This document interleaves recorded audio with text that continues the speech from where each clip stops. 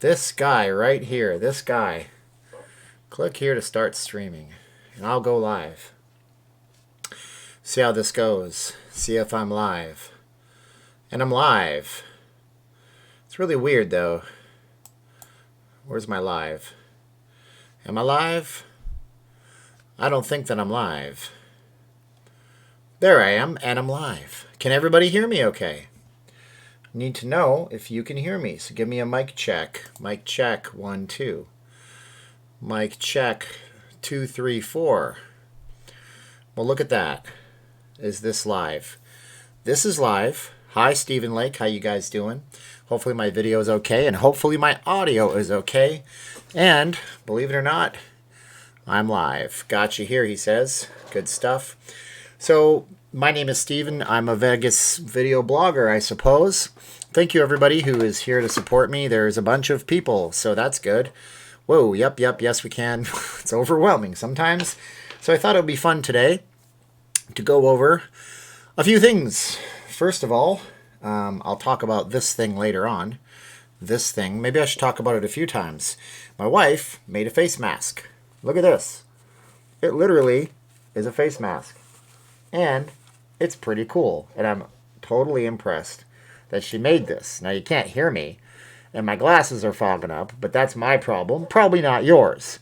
Isn't that neat? She handmade it. But she was like, do you think people would buy this? And I'm like, maybe. I don't know. Would anybody buy one if it had like your team on it? I can't put my logo on it. Anyways. That's ridiculous, right? What kind of claptrap is that? Anyways, how you doing, everybody? My name's Steven. I'm a Vegas blogger. I'm not leaving Las Vegas. And I set my computer up in such a way that I'm pretty sure if I'm good enough, I can show you guys some lost projects of Las Vegas. But I have to see how this is going to work out because I'm going to have to resize a window here, and I can make myself smaller and make a window bigger. There's a website you may never have heard of. Hi, Dark Steve. I didn't know I'm dark. Am I dark to anybody else? I have lots of lights. It's blinding me. It's redunculous. Salutations from the Mile High City. I'm all good. Let's wait until some more people come in the chat, and then when more people come in the chat, then possibly we'll know where it's at. All black mask, yes. If you guys want to, you let me know. You can email me, and I have that in the description of this video. Show my cats. If the cats come in, I will show them.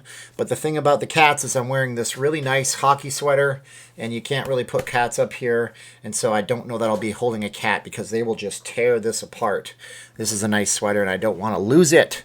Vince, I don't know how much. If somebody wants like a custom thing, they're going to be like on demand. I'm going to be asking people to buy them in advance so I can buy the material that they want. And of course, I can only get material online because every single store except for Walmart is closed, and Walmart doesn't have any material in stock anymore. Like you can't buy material at a Walmart store. It's almost all sold out because everybody thought the zombie apocalypse was upon us. So yes, April is going to talk about some projects, Fontainebleau, Beau Rivage, DeVille Casino. There are a lot of hopes and dreams casinos in Las Vegas, guys. I'm going to show you something right now, and that's good. Maybe we will do an all cats podcast. If you guys do like the cats, I actually did something today on my Patreon, which I took my blackjack, my big fat 25-pound cat. Paul, this is a Team Canada, I believe 2010 sweater. It's got like the cool stuff like that. So there you go. Anyways, yeah, and it's, you know, obviously it's a sports jersey, so you don't want to ruin that. Okay, so anyhow, what I'm going to do here today is kind of cool. So I set up my computer. I'm using my potato webcam that's not very good quality, so the quality of me isn't going to matter so much right now. So we'll do an all cats webcast. Maybe on Sunday we'll parade the cats out until the cats are just so sick and tired of me. Let's see here. Vegas today and tomorrow. Chris knows the site that I'm going to actually show you guys, which is totally cool. So what we're going to do today is I have an incognito window so you guys can't see any of my histories. And I'm going to go ahead and I'm going to redo everything so that I can put my camera in such a way that you guys might see some messiness behind me. But I can see, that's not that bad actually. I'm impressed. Okay. And what I'm going to do is I'm going to reframe this window here. Ooh, look at me. I got real small. I'm a real small guy right about now. And hopefully I'll be able to actually see my comments as well. So I'm going to bring up my comments box. There's a lot of comments. Man, you guys are awesome for commenting on me. And what we're going to do is we're going to go through stuff. Now, here's the thing. It's going to get busier in the chat than I'm used to. I'm trying to be able to like balance these chats out. Right now, there's 160 people. Last time it got up to like 250, which is just ridiculousness for me. So I'm going to see about keeping that so I can see your comments too. And we're going to go to this website. And the site we're going to go to is www.vegastodayandtomorrow.com. Now, a long time ago, there was hardly any websites online. This site here is online. It's an online website. Now, if you're watching this and you're watching it on a mobile phone, I feel so bad for you. But I'm going to make this a little bit bigger. So we're going to make it just about right there. As a matter of fact, if I hit the control button, no. Okay, so that's what I can size it to. Hopefully you guys can see that. Can everybody see that? There you go. What's my favorite Canadian hockey team? Got to go with the Calgary Flames, Red Pill. Because I was born there, but I also love me some Toronto Maple Leafs, as we call them, the Toronto Make-Beliefs, because they were very bad when I was a kid, so we would make that joke. All right, so we're on VegasTodayAndTomorrow.com. So Bruce Lee asks what's going on with the MSG sphere. It's on hold. There's no more construction happening for the MSG sphere for the foreseeable future, which is just a shame, don't you know? I think that sucks. And I'm using this fancy pants microphone right here, so hopefully it doesn't get to where I pop and say the P sound too much or the B sound too much. Yes, Chris already knew the site I was going to show you. So this is one of the original old school websites. I don't know that they have many updates on it right now, but there is an entire section on dreams and dreams that never happened. So there's a bunch of projects here, a lot of different things. I mean, look at some of this stuff, man. Some of this stuff is just ridiculous. And you know what I'm going to try to do if I'm not too stupid and I can get away with it? Oh, I just changed my view considerably for you. My apologies.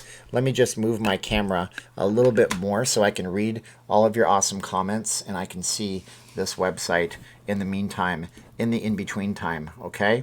All right, so there we go. That's a little bit better. Wow. Is it my first day on the job or what, everybody? Just say or what, because it's not my first day on the job. All right. So this is VegasTodayAndTomorrow.com, and we have tons of different projects here. There is so much. And you can see right here, you know, Skywalk opens. This site has not been updated in a really, really long time, but I just thought we would explore it. And by the way, you guys, thank you for your support, and I really appreciate everything you guys have done. Some of you guys go on the Patreon, some of you guys super chat me here. I'm trying to work my day job right now. If anybody knows of a business that needs promotion in a website, we have an email list of 40,000. We'll shoot you out to 40,000 people. We do email digital marketing, and also I do websites for people. So if you know somebody who needs a website done, needs a website redone, I can show you guys actually one of the sites that I actually did for a lady right now, just to show it to you what it looks like. I actually did this site for one of my clients. I filmed the video for her. I did everything on the site. So this is like the kind of work that I do. So if you guys know anybody that needs to get a website done, another example of one of the ones that I've done is right here. So you guys can see that I do website stuff for people, and it's not a terrible thing that I do. So let's go back to our construction projects. Okay, so here we go. Facts, figures, lists. We're going to go back one page to the dream section. So many of these things are ridiculous. You have no idea. They're just wild that they even existed like this. And I can't see what I'm clicking on, so I'm going to click on dreams. So we have old dreams that were never built, original renderings of existing resorts, or recently canceled projects since 2005. Again, this site is not updated as much as I wish it was, but back in the day, this was the site, man. This was it. All right, who's that lady? That lady is Deborah Coltoun. She owns that business. I don't know if her business is going to stay open or what the status is, because we've lost touch since the CV happened to everybody. So we're going to look at old dreams projects that were never built and show you guys a few of these different things, okay? This would be right here. This would be the Xanadu Hotel. So this is the old Xanadu Hotel. And we can see right here, I've looked at a lot of these in the past. This is from 1982. It was the Landmark. Okay, so this would be the Xanadu Hotel, but he actually designed the Landmark Hotel. You guys may not remember the Landmark Hotel, but it existed. The Landmark Hotel was blown up during Mars attacks. And that was one of those deals that was just bizarro. So that's 1982. Martin Stern Jr., the designer of the International Hotel and the Xanadu. Looks like this was an expansion. I lied to you. I totally lied and I suck. I failed. So $47 million embezzled later. This never happened, and it was seized up for sale. Now the Desert Inn, this is a redesign mock-up for the Desert Inn.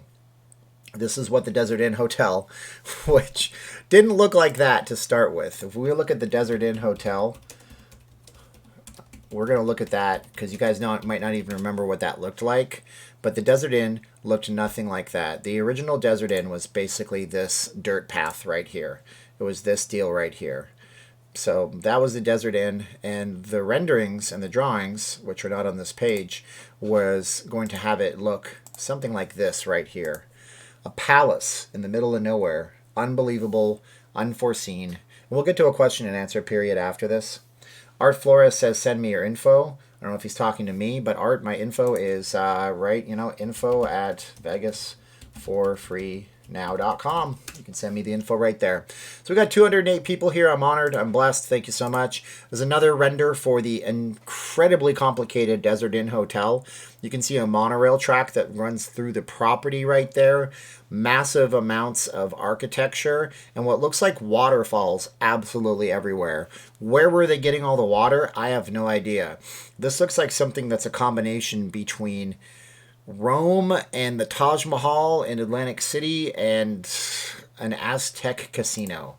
That was the Desert Kingdom. Now, we all know the Planet Hollywood. The Planet Hollywood exists as it does right now. This was the very first site of the Planet Hollywood, and some of the renderings looked like this. Oh, thank you, Frank. I appreciate it. Thank you so much, Frank. Thank everybody, Frank. That was awesome of him. The Planet Hollywood as a brand didn't know what they were doing at a time, and they had money to throw around. This is a long time ago when themed restaurants were a big deal. You had Planet Hollywood, Rainforest Cafe.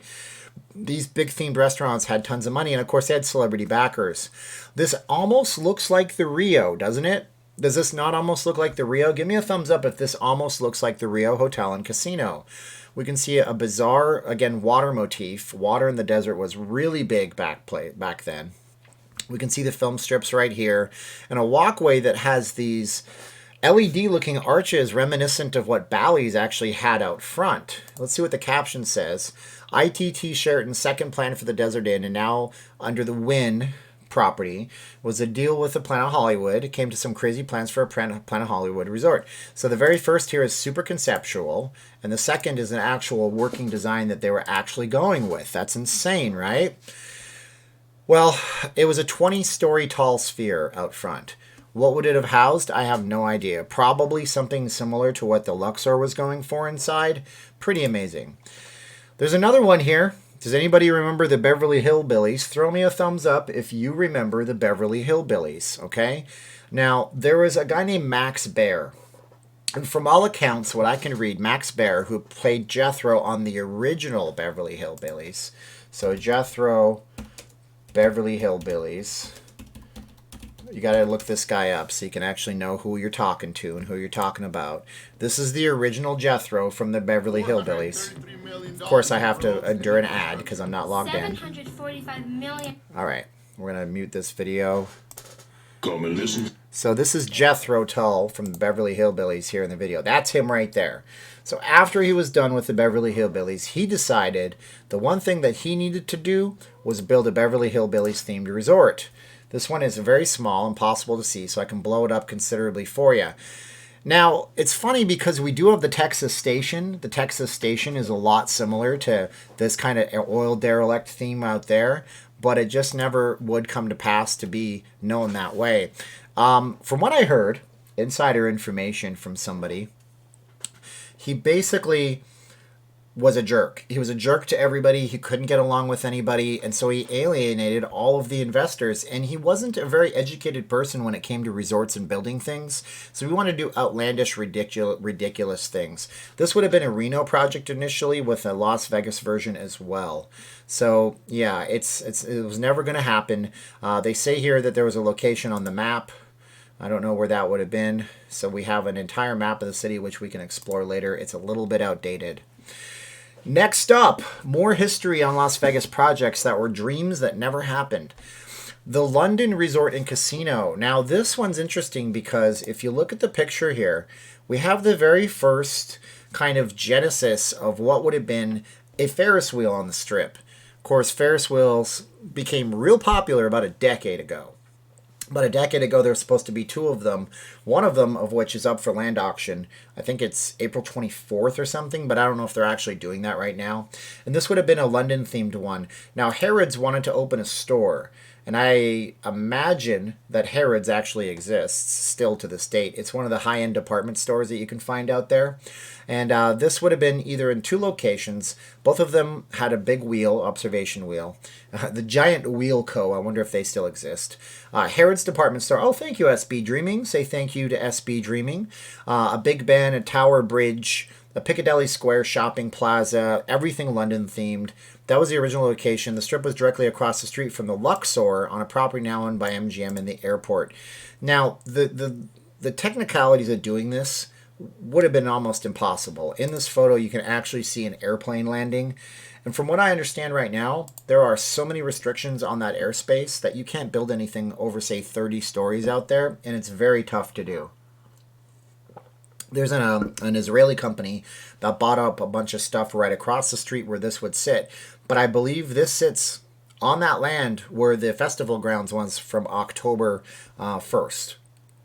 This is a second try at the same concept of a London themed resort. This one looks a little bit smaller, but again, we still see the London Eye type of resort wheel, which is very interesting to me. This would be where the Fontainebleau is right now, which became the Drew, which I don't think will ever be built. That's just me. Okay, Turnberry Place is in the background of this one, so you can tell by where it is. That's Turnberry Place right there. So Turnberry Place obviously has been in existence since like the late 90s, early 2000s. Now the Rio also had an idea. We're going to build our own observation wheel because, again, everybody wants an observation wheel. There's a fly in my room, and I thought I killed it, and it's still flying around, and it's big and fat. So if I suddenly go, it's because there's a fly in the room. It's not because I have Tourette's syndrome or something horrible like that. Tourette's is not funny, folks. The third failed location for the Giant Wheel, Voyager Company, was at the Rio. Harrah's had promised $86 million project that would have changed Las Vegas' skyline. The 600-foot world's tallest observation wheel had a nightclub in the hub structure, an entertainment center in the base. Now, obviously, Harrah's got to thinking, what if we put this closer to the Strip? Now we have the link with an entertainment district and a nightclub at the hub, kind of with the Brooklyn Bowl. It's not really a nightclub; it's more like a concert venue. It says the Voyager has a cool website. We can visit it here. It's a Flash-based site, and it doesn't even exist anymore. This site, I wish this site would update. Another wheel. How many Ferris wheels can there be in Las Vegas? Look at that thing. That looks like something you would find in Dubai with that building right there. And we had a giant screen, and I don't know what that is. And I don't even know if that would be functionally, architecturally possible. But that's crazy. The fourth proposal for the wheel, second for the Voyager Company, was on the now vacant 27-acre Wet and Wild water park. Well, that's not vacant anymore because that Wet and Wild water park is basically where the Fontainebleau sits. So that's not vacant anymore. 3,000-room Palace of the Sea Resort and Casino was intriguing. Yachts in the harbor would be high roller suites. Sounds similar to what Steve Wynn wanted to do with building water behind the Wynn and the Encore, which never came. It's themed around the Sydney Opera House. The land is now owned by LVTI, who canceled plans for a major resort called the Las Vegas Tower. That's the Las Vegas Tower. That thing is sick. Double the size of the Stratosphere. Maybe we'll come back to that. Look at this. Another Voyager wheel right beside the Westward Ho property. by where Echelon Place, which is not Echelon Place, it's now the Resorts World is. So many of these canceled projects. Addams Family. Does anybody remember the Addams Family? Because they were going to have a resort in Las Vegas. This image is not clickable, so we will open it up in a new tab and blow it up for you. There is an Addams Family themed resort that somebody thought would be a good idea to do in Las Vegas because, what, in the 90s, if it was popular, build something around it. I don't understand it. It's totally bizarre to me, but baby boomer demographic, because we all capitalized on it. You take your kids to a movie that you watched a TV show of back in the day, and that was like Christina Ricci, Christopher Lloyd, Raul Julia, rest in peace. I'm so sorry that his last role was ever in a Street Fighter movie. And then we have the Xanadu. So this was, okay, so I screwed this up. The very first one I talked to on the very first page was this one. That was the expansion to the landmark that never happened. That was this guy here. Ultra luxury resort and casino. So you got to put yourself back in 1975. There were no ultra luxury resort casinos in 1975 on the Strip. I mean, yeah, okay, Caesar's Palace, maybe the Stardust, but this was like something that the Wynn would start to do with, the Encore and then the Palazzo and the Venetian. So this was ahead of its time. So he was the designer of the International, which became the Hilton, which was then the LVH and is now the Westgate. So, and the original MGM Grand, which is now Bally's, because, the MGM Grand is not the first MGM Grand. A big atrium like the Luxor's atrium, so inside would be hollow inside, 1,730 rooms, many features which were revolutionary, standard by today's fare, approved by the county, discovered that the sewer lines in the area would not handle the output from a huge project. And that's a big problem in Las Vegas. We still don't have sewage that should act the way it is. And then look at this thing. Would you ever go on this thing? This is the Stratosphere ride. And this thing is just frightening looking. The people that live in Naked City right behind the Stratosphere blocked this thing, and I don't blame them. Shooting across Las Vegas Boulevard at 93 miles per hour on this death trap, this was a liability waiting to happen. I don't know. It says, the residents said the roller coaster would discourage new residents from moving in and contributing to the revitalization of the area. And what's funny about that, there was never a revitalization of the area. It just basically petered out, and it just wasn't very nice. And it's still not very nice to this date. And we'll go down there one day when it's not Zombieland CVville out there, and we'll do a nice little walkthrough documentary, but certainly not really at night. So, next up, the Cascada. Cascada. It says at this time, and who knows when this was published, it's been on the books for 9 years. 5-star property originally planned for the parcel of land across the Strip from the Sahara. Now, as you know, this is what became the Las Vegas Fairgrounds, which is now owned by Phil Ruffin, who just did nothing. He's got nothing left. Phil Ruffin is not probably ever getting money from anybody. It's kind of ridiculous. But this looks a lot like what would become, say, the Echelon Place. So I wonder if that's where they got their gold and red kind of motif. Steve Wynn, he says, the author of this website says, Steve Wynn must have seen this and liked what he saw, as it looks suspiciously to the Wynn Las Vegas. Yeah, it's a curved building, but I don't think it looks like the Wynn. The Wynn is very different. Hilton Grand Vacation owned this piece of land, and the Mirage have futures for the site. Well, Mirage doesn't own it. All right, so how old is this website? This website is so old that they call it the WWF Resort and Casino. This is like if you take Vince McMahon and put him on acid and drop him into a fever dream. Look at this thing. The WWF. And whoever made this rendering, it might have been Vince McMahon himself. I mean, we have a giant building with a giant digital screen on it with lightning from the gods ascending down from the back of it. Oh my goodness gracious, that is just great. It was a concept, large property right across from the Mandalay Bay. Across from the Mandalay Bay is, of course, nothing. People have been trying to develop that piece of land forever. We're going to show Gary's comment there. It filters your comments, guys. Yeah, the WWF Resort and Casino. It says the land is now owned by Starwood. Of course, that's grossly outdated. That land has changed hands a number of times. Part of it's up for public auction. If you guys want to build the Not Leaving Las Vegas resort and casino, just let me know if you have a few $1,000,000 to throw towards the auction, and I'll try to raise the money. But then it would be really complicated when guests never left because it's called the Not Leaving Las Vegas resort and casino. Playboy. Now this is interesting, isn't it? Playboy, the Playboy Resort and Casino. Hey, her, thank you, everybody. I appreciate it. Cat food money. Yes, you know what? I have 3 cats. None of them are here. They're all hanging and chilling with the wife. By the way, if anybody's interested, I'm going to do some ads on this channel. My wife made a face mask. It fits me incredibly well. Look at this thing. I mean, my goodness. It's great. And she said if she bought a cheap $50 sewing machine from a Walmart store and the right fabric, she could make these en masse, and you guys could have a customized face mask because we're not going to have a vaccine for like a year and a half. Anyways, Playboy. Originally planned for the site where the Cosmo was going to be built. Wow. Could you imagine that right in the center of the strip? That would have been absolutely awesome. Awesome. But of course, we know what happened. They went into a marketing deal with the Palms. And if you guys don't remember this, we can see Palms Playboy Tower.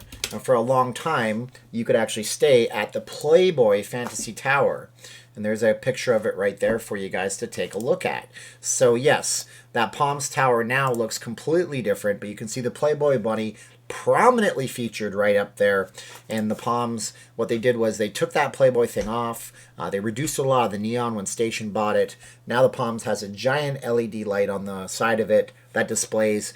It was supposed to be made for the Chaos nightclub. We all know how that turned out because Station doesn't know how to run nightclubs.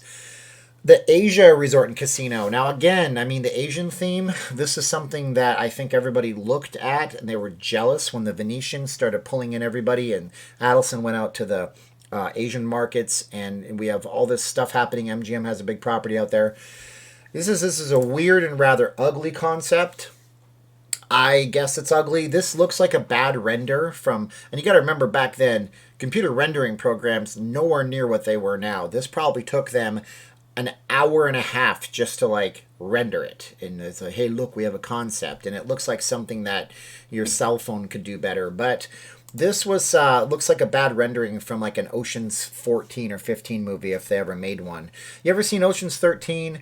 And it's the one with Scarface, Al Pacino's in it. I think it's a great movie, but in that movie, and maybe one day I'll do a slideshow presentation like this if you guys like this one.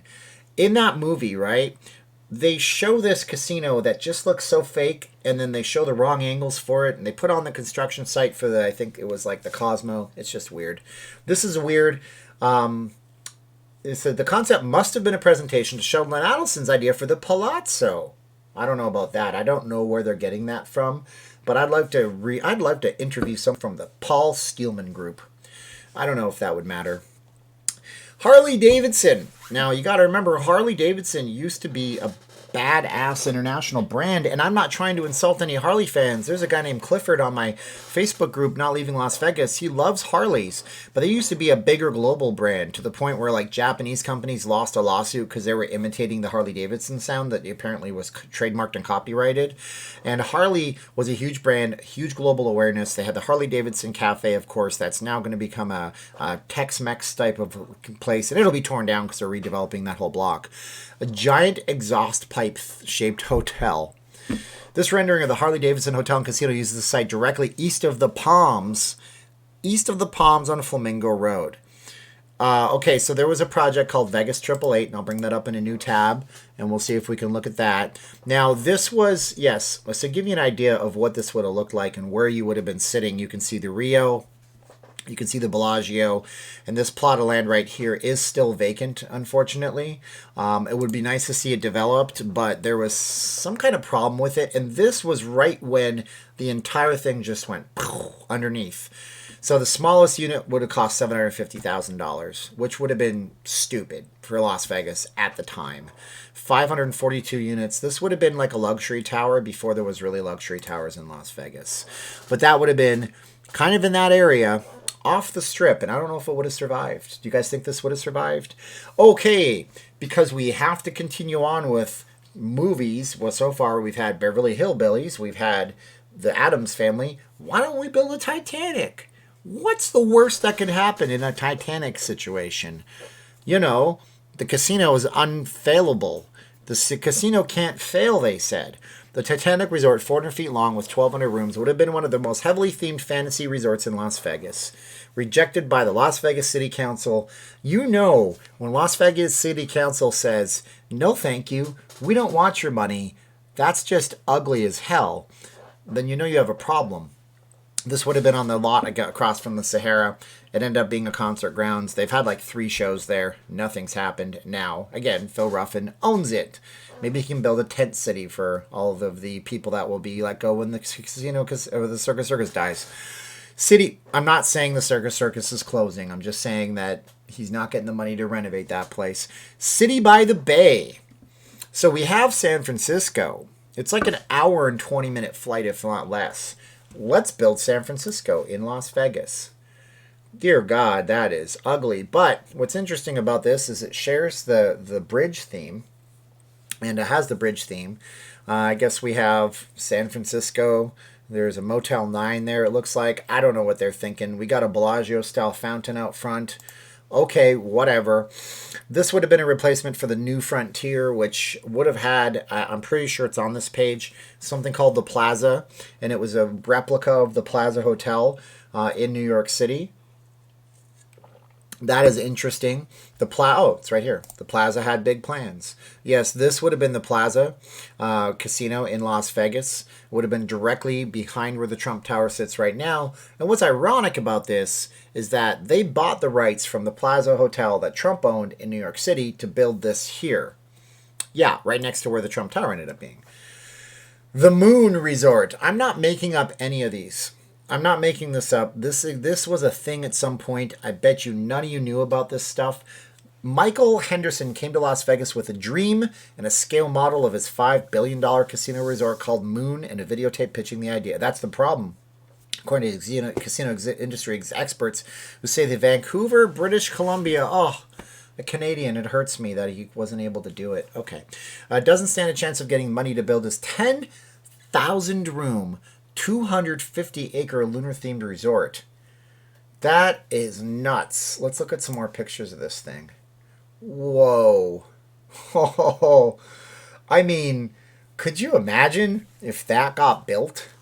My goodness. There was even a YouTube video that doesn't exist anymore. I would like to hunt down that YouTube video and watch it with you guys on a live stream someday.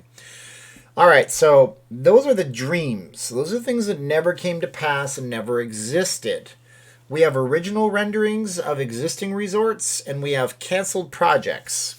Now, if you want to see original renderings of existing resorts or canceled projects, I have a bit of a problem.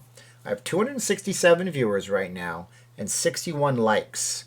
I'm not worried about chat revenue because that would be a real jerk if I demanded money to click on something, and I'm never going to do that. I'm blessed when everybody gives me even a penny if you could do it. But I'd like some likes. Can you give me some likes? Why don't you pump the likes up to 100 likes? I don't know if it's possible. I mean, with 271 people, I figure a lot of people that have liked have already bailed. I would like to look up some either original renderings or recently canceled projects, but I really got to get to 100 likes. And there's a massive delay between my cameras, so I'm just going to sit here and play the Jeopardy music. I have 63 likes, 74 likes. Can I get 84 likes? 84 likes? Come on, give me 84 likes. 276 people watching. Give me some likes. Give me some likes. 81 likes. If I get 19 more likes, I'm going to click a button. But if I don't get the likes, I don't click a button. Oh, I'm so close to 100 likes. I better click a button the minute it says 100 likes. Oh, 101 likes. All right. I hope I'm doing okay at live streaming. I don't know what I'm doing. This is my first day. Like Homer Simpson says, just say it's my first day. Dreams, Part 1, Altered Dreams. This is going to be resorts that were originally rendered one way and now look a lot different. So there it is, folks. There it is. Brett Boyle is like, I can't like the video again. I liked it when I got here. Just sign up for 15 YouTube accounts. Watch it at 15 times at the same time and like it. No, I'm just kidding. Don't do that. All right. Mandalay Bay. Oh, my goodness. Now, we all know the Mandalay Bay. Look at that thing. Holy smokes, folks. So obviously, things have changed. This is the original rendering for the Mandalay Bay. Now, this is beautiful. Things got a lot more pointy, obviously, and the resort got a lot taller. Now, this looks like the resort was originally going to be longer with longer tails. Now, if you don't know this, what Vegas does is really, really smart and clever. Let me see if I can find a way to demonstrate this.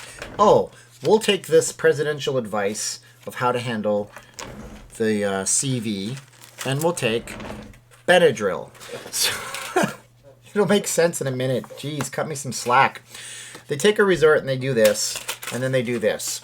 So essentially, if you look at that perfectly, they're building 4 towers where only 1 tower can be built. So they can build 4 50-story legs of a tower all at once. Make sense? That's what the Mandalay Bay does. That's what the Mandalay Bay does it. The Marriott Grand Chateau does it. The Hilton Grand Vacation Timeshare does it. And the Venetian does it. The Palazzo, I think, also does it. So you can see here in the left-hand corner, we would have had what became the Delano. It's actually Delano, like Franklin Delano Roosevelt. Okay, it's Delano. But that became another glass tower. That looks a lot classier in this picture. We have much, much bigger waterfalls out front that look like they're many, many stories tall. They're very short. And we have much more landscaping out front, which actually came to be part of just a barren front of the Strip. Now you can obviously see the existing Mandalay Bay right here, and the front of the Strip is actually going to be towards the right side right there. And you can see it's a lot taller, a lot glassier, and a lot less like Gothic, with a lot less landscaping. The original rendering is very interesting, I think. Now, let's take a look at the MGM Grand. Whoa! Welcome to Planet Glipnop. Population, nobody, because I wouldn't stand that place. But it's important to remember something, okay? It's really important to remember this. MGM Grand, Emerald City. I'll see if I can find some old photos. I sounded really Canadian for a minute. It must be my hockey sweater. If you look at the original MGM Grand, this picture right here of Dorothy, the Tin Man, the Scarecrow, and Sasquatch. Sasquatch? Wait, that's the Cowardly Lion. I knew what I was talking about. This actually would have greeted you when you went to the original MGM Grand. So they were seriously theming this around the Yellow Brick Road. This was a serious theme in Las Vegas. Now, I don't even think that this is the same thing. You can see the emerald green right here. So that was what they were going for. Now, if you look at the original Emerald City Wizard of Oz, let's see if I can Google this. You can see what they were going for right there too. So there you go. There it is in the background.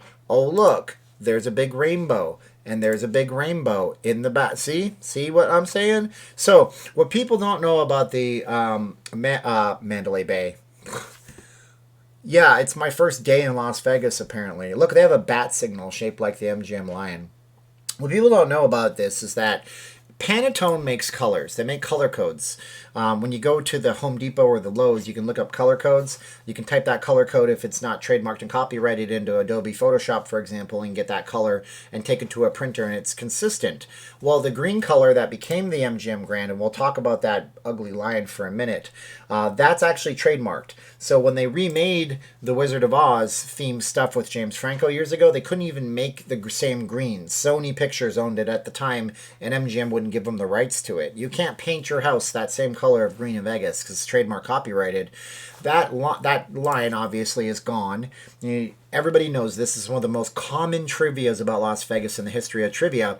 The lion was bad luck. Asian gamblers from Asian cultures, predominantly China, wouldn't walk through the lion's mouth. They said, no bueno, I'm not doing it. It's bad luck, whatever. Okay, so that is gone. And of course, we now have the lion statue in its place. Lion statue, MGM, and we can find that, and it's right here, and we know what that is, and boom, it's a giant lion statue. That used to be an entrance. Of course, behind that now is a digital billboard. Oh, thank you, Brett.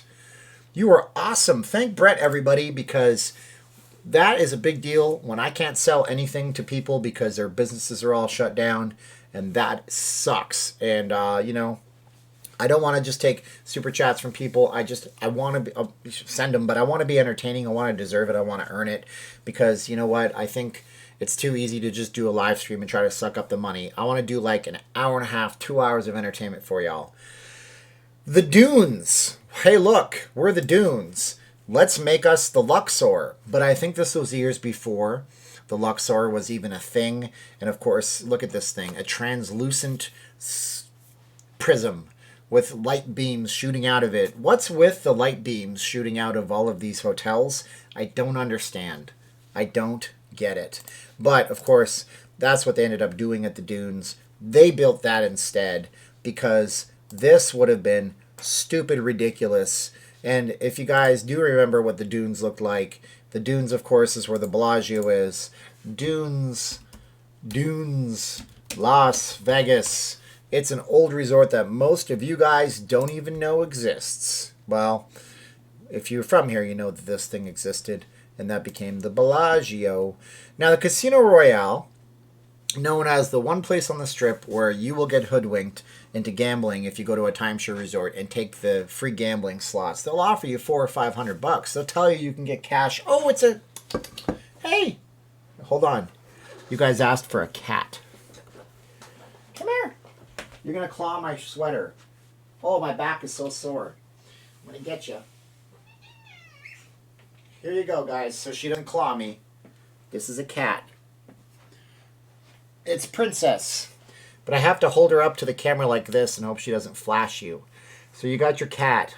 This cat is my buddy, but she's partially feral. We figure she was weaned off of her mother too late, and now, or she doesn't like humans all that much. But she got beautiful baby blue eyes, and she's eaten too much, so she's a little fat, so she'll tolerate this for right now. And if you do this with a cat, you can make your cat run tremendously fast. Dum dum dum dum dum dum dum. Dum dum dum dum dum dum.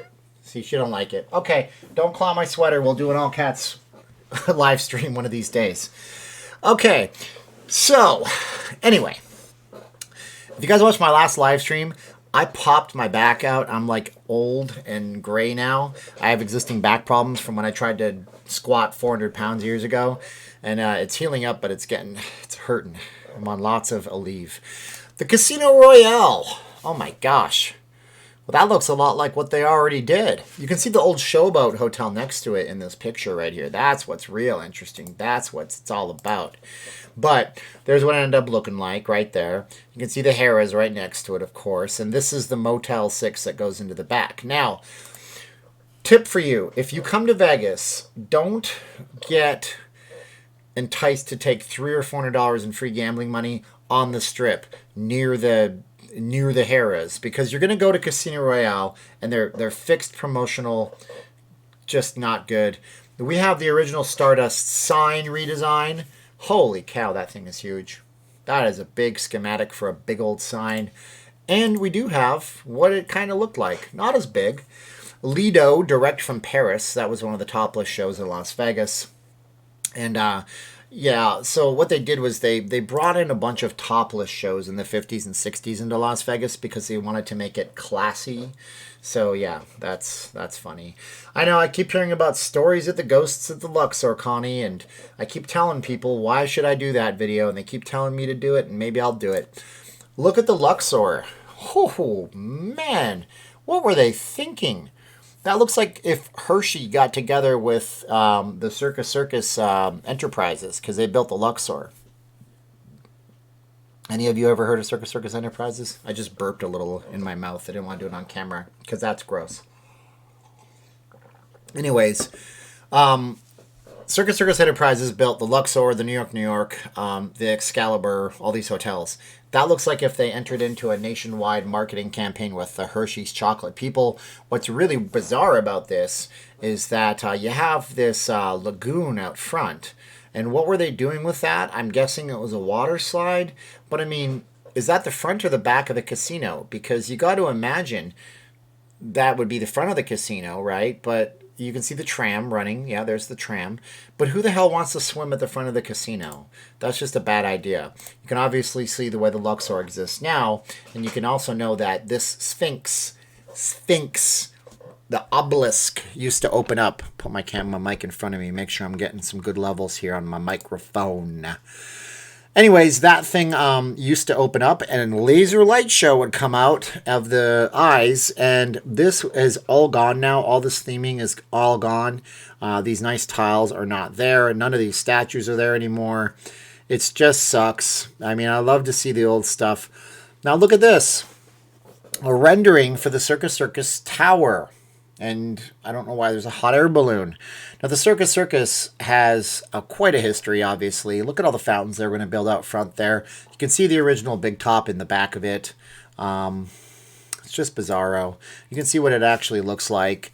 It's a lot sadder. Now, they did have fountains, I guess. I can't remember those fountains, to be quite truthful with you, but this north end of the strip has changed so much.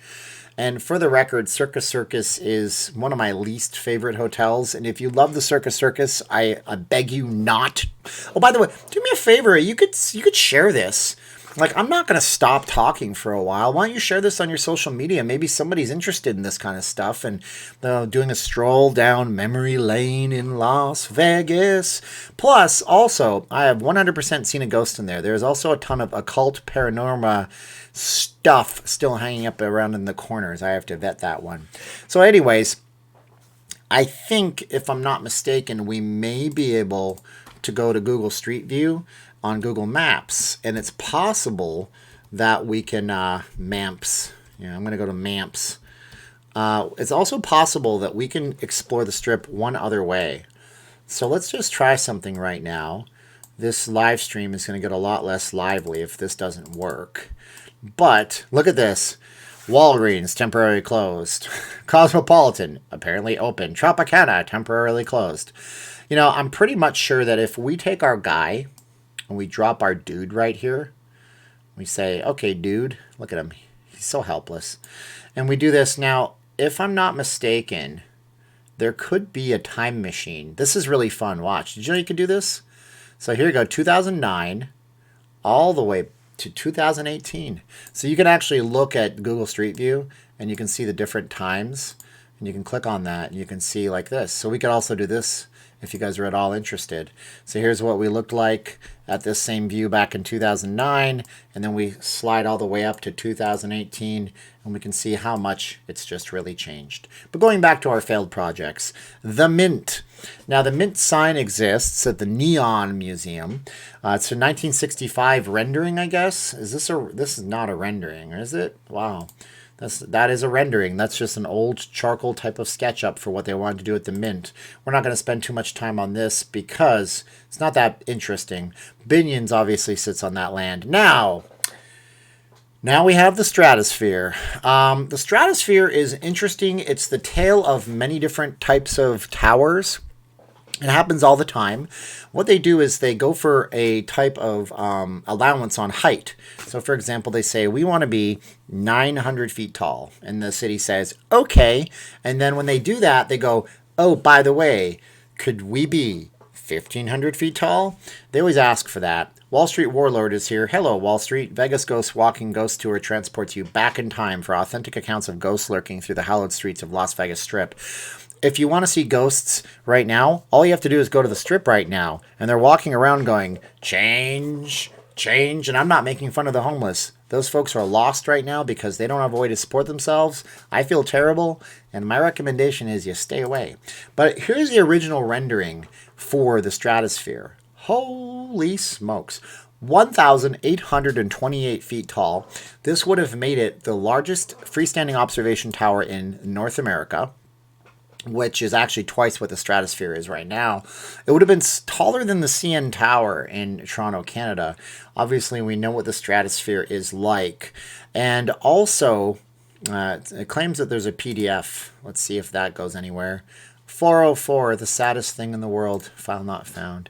But also, part of the Stratosphere is completely poured incorrectly. You can see where they corrected the concrete shape. Now, Caesars is always interesting. Caesars, this was the 1997 model of the Augusta Tower at Caesars Palace. Well, my goodness, that Augusta Tower looked a lot more like old Rome, and it was very, very much built like a set of stairs Of course, they also built the Nobu Hotel in one of these, which is not owned by the Nobu people. It's just a hotel brand on top of it.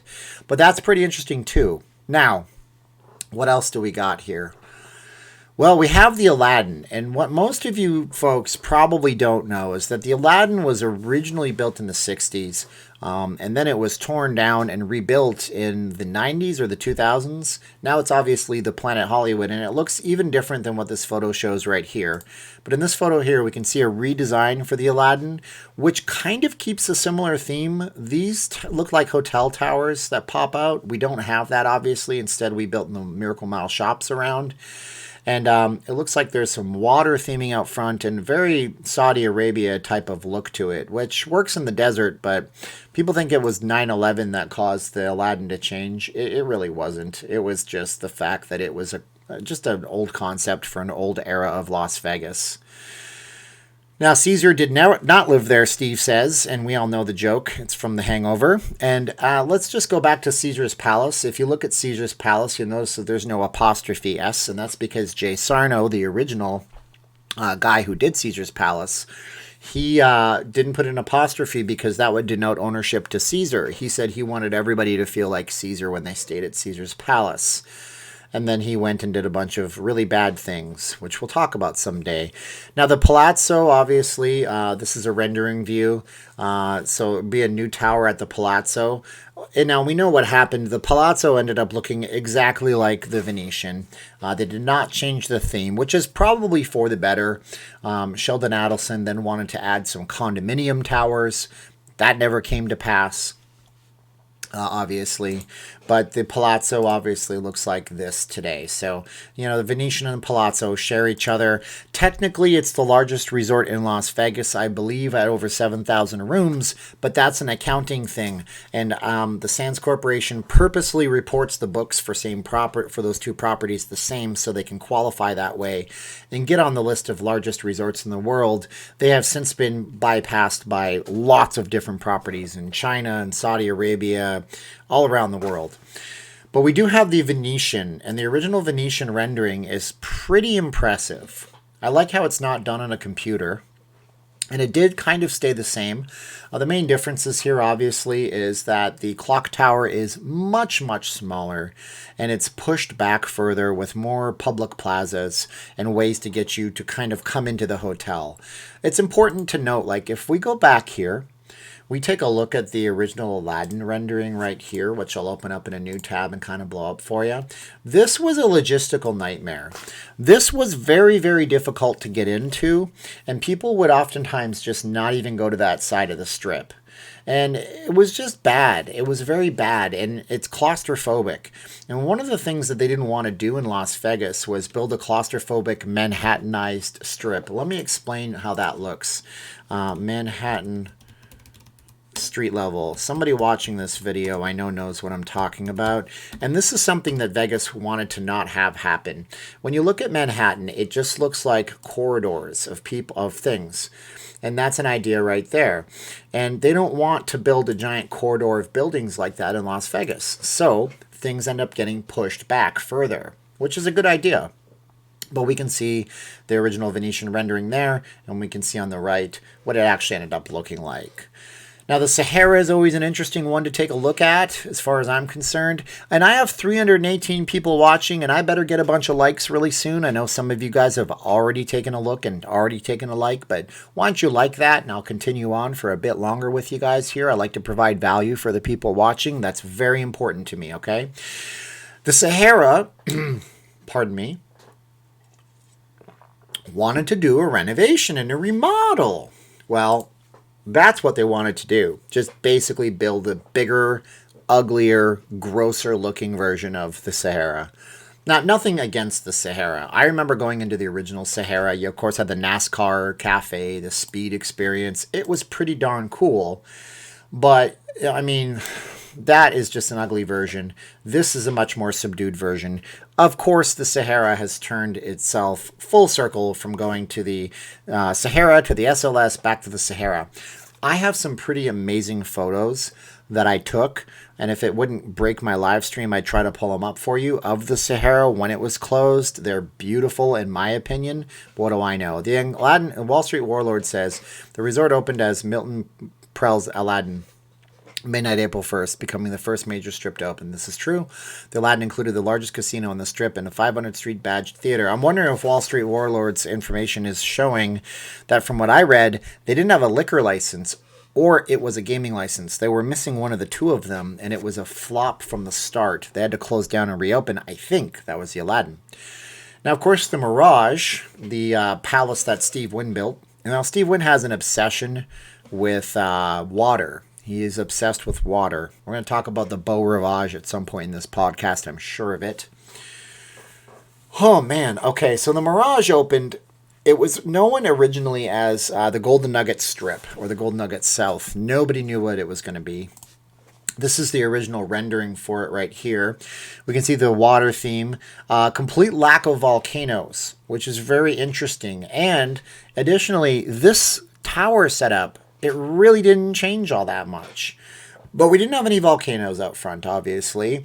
Maybe Steve, I don't know, got some idea from some other source, because I'm sure he didn't invent the idea of building a free attraction. We know what happened. The Mirage volcanoes became iconic in Las Vegas, and we had a lot more water and a lot less volcanoes at the Mirage. Now here it is, the Bellagio. Interesting. So the Bellagio was originally known as the Beau Rivage. Now, this sits on the old site of the Dunes Golf Course. And back in the day, there were several major golf courses on the Strip, my friends. It wasn't unusual to see many properties have them. You had the Desert Inn.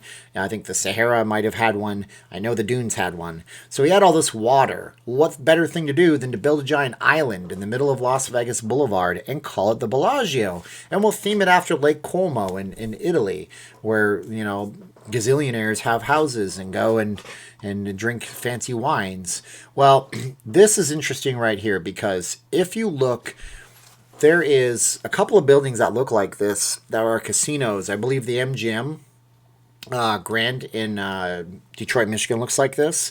And I think there is one, I can't remember the name right now, it's escaping me, but it's out in Atlantic City. Oh, God, something by Boyd Gaming. Well, we all know what happened, obviously. The Bellagio became the Bellagio with the famous Bellagio fountains right in front. So it was quite interesting to see what happened. Now, the Beau Rivage is a real casino. We can actually type that in, Beau Rivage Casino. It's a real casino. Its namesake actually lives. And whether or not it is the Beau Rivage because Steve Wynn sold the name, it looks a lot like the Bellagio. I'm not sure if this was actually a part of his properties. It probably was, because it looks like it's an MGM Resorts property. And if you guys know any more, why don't you chime off in the comments below. But that's a very interesting thing, isn't it? Isn't it? If I was English, I'd say. And that's very interesting, isn't it? So, you know what? We have to look at recently canceled projects, but I have another logistics problem. I have 333 concurrent viewers, the most I've ever had, just sitting in my chair, swinging back and forth like some weirdo. I'm keeping my head straight. But I only have 175 likes. So if you want me to go to part 3, recently canceled projects, I'm going to need some more likes. I need to get to 225 likes. Now, that may not be possible. Darn it, one of my wife's paper flowers just fell off the wall. We put them up with this double-sided tape and thought it would be cool. And those might fall too, my friends, so don't get upset if those fall. I need 225 likes so I can get to part 3. I think that's fair. Let's read some of your comments. Oh, Dan Fisher, thank you for the content. Do you think when the smoking will be still allowed when the casinos reopen? I think so, Dan, because there's too much money involved in them, their cigarettes. But 225 likes is what I'm looking for, and it looks like my delay is caught up because I got some more likes. Let's read some more comments right now. I'm missing all your comments because I'm staring at the screen. The Mirage is a storied history in Las Vegas. It was built by Las Vegas $630 million, and he raised that money with junk bonds. I need 225 likes, or else I'm just going to end the live stream. I'm going to go and play a game called, what the hell is it called? 2048 on my phone. It's a great game, and I'm going to play it right now. I might be doing the worst live stream in the world. So there's my game. It's called 2048. I'm loading it right now. 225 likes, my friends. Can I get there? I don't know if that's not fair.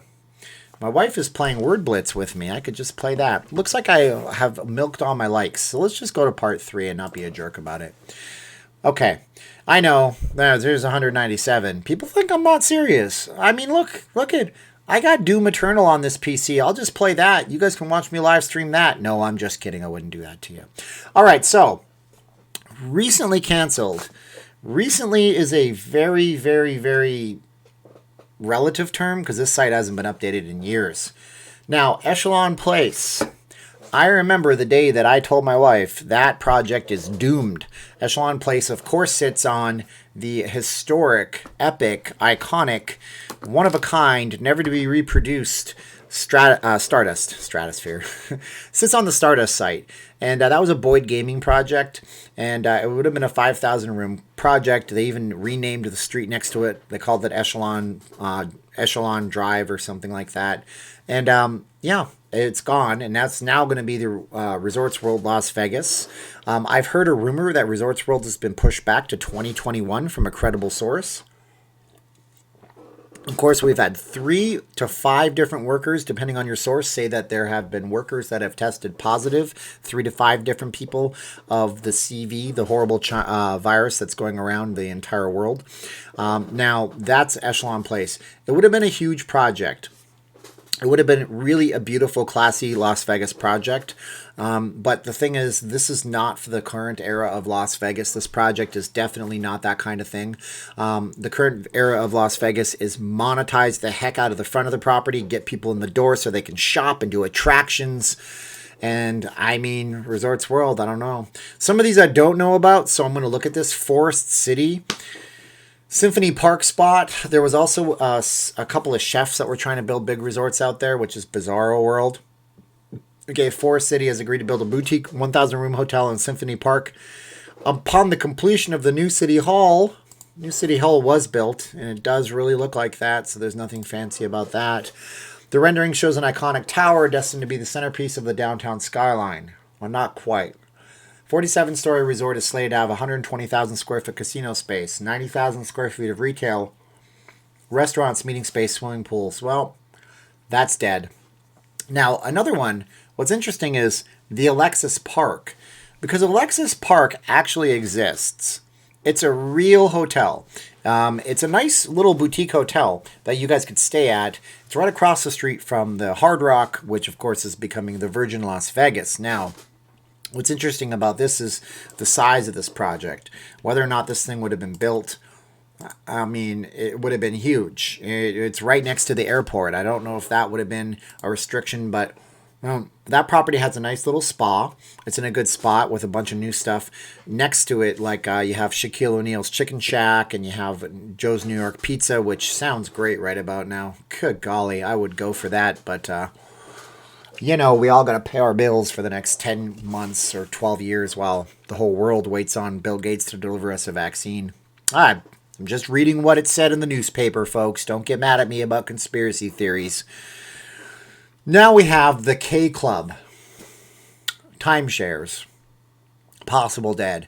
I have never heard of the K Club. I don't know where that would be. I have no idea. It looks ridiculous. It looks like a 12th grade CAD student made this in his drafting class. Okay, so here's where it would have been. It would have been literally right on the other side. Okay, so right where this is right now, they're actually building a giant 50-story Marriott-owned resort. And that's going to be a huge property. They've already put a bunch of stuff out there. They have like Chick-fil-A that's being built. I haven't been in that area for a long time. Construction hasn't stopped out here. Yeah, that's where it would be right there. Now, they're already building a bunch of stuff there, so that's definitely a dead project. And it looks like we have exhausted. When did I become a really bad stereotype of an East Coast person? What's wrong with you? You exhausted all your things to talk about. Now, I have other things that I can talk about, too. Now, there's a bunch of other stuff on this website that I really, really appreciate. Whoever did this site, they obviously did it as a labor of love. There is a bunch of stuff. And if you're looking for like a resource of things, Like, here's another one. This was a Moulin Rouge rendering, and this isn't even on the Dreams page. Now, if you guys don't know, hey, Victor Delgadillo is here. Victor, thank you for going to my Patreon today and pledging $5. And I wanted to thank you on camera for doing that. That's really cool of you to do. Thank you so much. Victor Kral is asking me if I could do a strip daytime versus late night time video. Late night is scary nowadays with many shady types controlling the strip. I could do that, Victor. That's a good idea. Okay, so Arlene says that Resorts World is a poor brand name, but what a lot of people don't understand is that Genting, I used to call it Genting, like gentlemen, Genting has resorts all over the world. And I remember when they were building the Resorts World here, and then I landed in the Philippines for the first time, not the first time, the second time with my wife, and we're in the airport in Manila, and you look across, and we always land in the morning, so it's not super hot and it's dark, and you can see the Resorts World logo right there in Manila, one of the most populous cities on the planet Earth. Manila is a 20 million people jammed in metropolitan area, so they have resorts in Australia, London, New York State. This would be the Moulin Rouge. So I'm going way off on a tangent, unfortunately. I almost got to 200. Oh, my likes just went down. I've honestly never seen my likes go down. Maybe I got a dislike. This would have been the Moulin Rouge. So back in the day, I feel really uncomfortable talking about certain things on camera, just to let you guys know this. One of the things I don't like to talk about are race relations, because as a person who spent the first 24 years of his life in Canada, where it's a lot different, I can't really comment on a lot of the political stuff. But we all know the Civil Rights Act was passed. But before that, Vegas was still a segregated city. And I'm sure that there are better people to tell you all about this. But the Moulin Rouge was one of the very first properties. Well, it was the very first property in all of Las Vegas that ran a racially integrated resort. So at one point, Sammy Davis Jr., he stayed at the Riviera and he swam in the pool. And they drained the pool. Sammy Davis Jr. was, and I don't know, I said African American one time. This guy said that that's a racist term. He was a black American person who was an entertainer. He was in the Rat Pack. He would perform and he couldn't even sleep at the hotels. So a lot of these entertainers, they would go to the Moulin Rouge and they would integrate with everybody. Everybody was just having a good time. So this was a redevelopment for the Moulin Rouge. Now, unfortunately, the Moulin Rouge site right now is not good. Like, I'm going to go back here and type in Moulin Rouge, and you'll see how bad this is. Moulonrou. This is not good. Okay? I'm going to show you the Moulin Rouge. I don't even think I can find it, honestly. It's a completely horrible area. And if you go just to like, it's on Bonanza. Yeah, that's exactly where it is. And you'll see how horrible this is. This is the area now. The Review Journal newspaper is right over here. And the site for the Moulin Rouge is one of these places down here. It's just a burned down to the ground shell of what it used to be.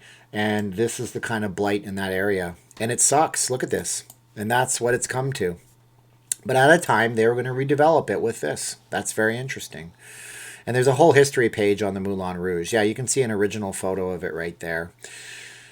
And I mean, like, my goodness, right? And it suffered a fire. Obviously, there's a picture of the Moulin Rouge fire. And for years and years and years, they did a really interesting thing where the owners that wanted to keep their gaming license of the Moulin Rouge, they would take a truck with slot machines and they would drive it out to the site. Wall Street Warlord seems to have a lot of Vegas info. Do you want to know? John Boy, I thought of doing an entire channel of what grinds my gears.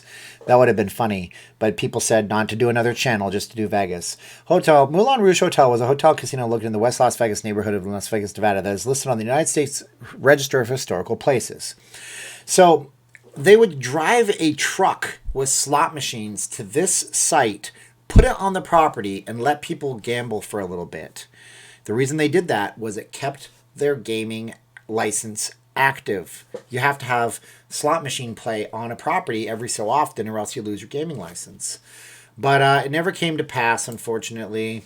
It became a really bad place where people would just hang out and do terrible stuff.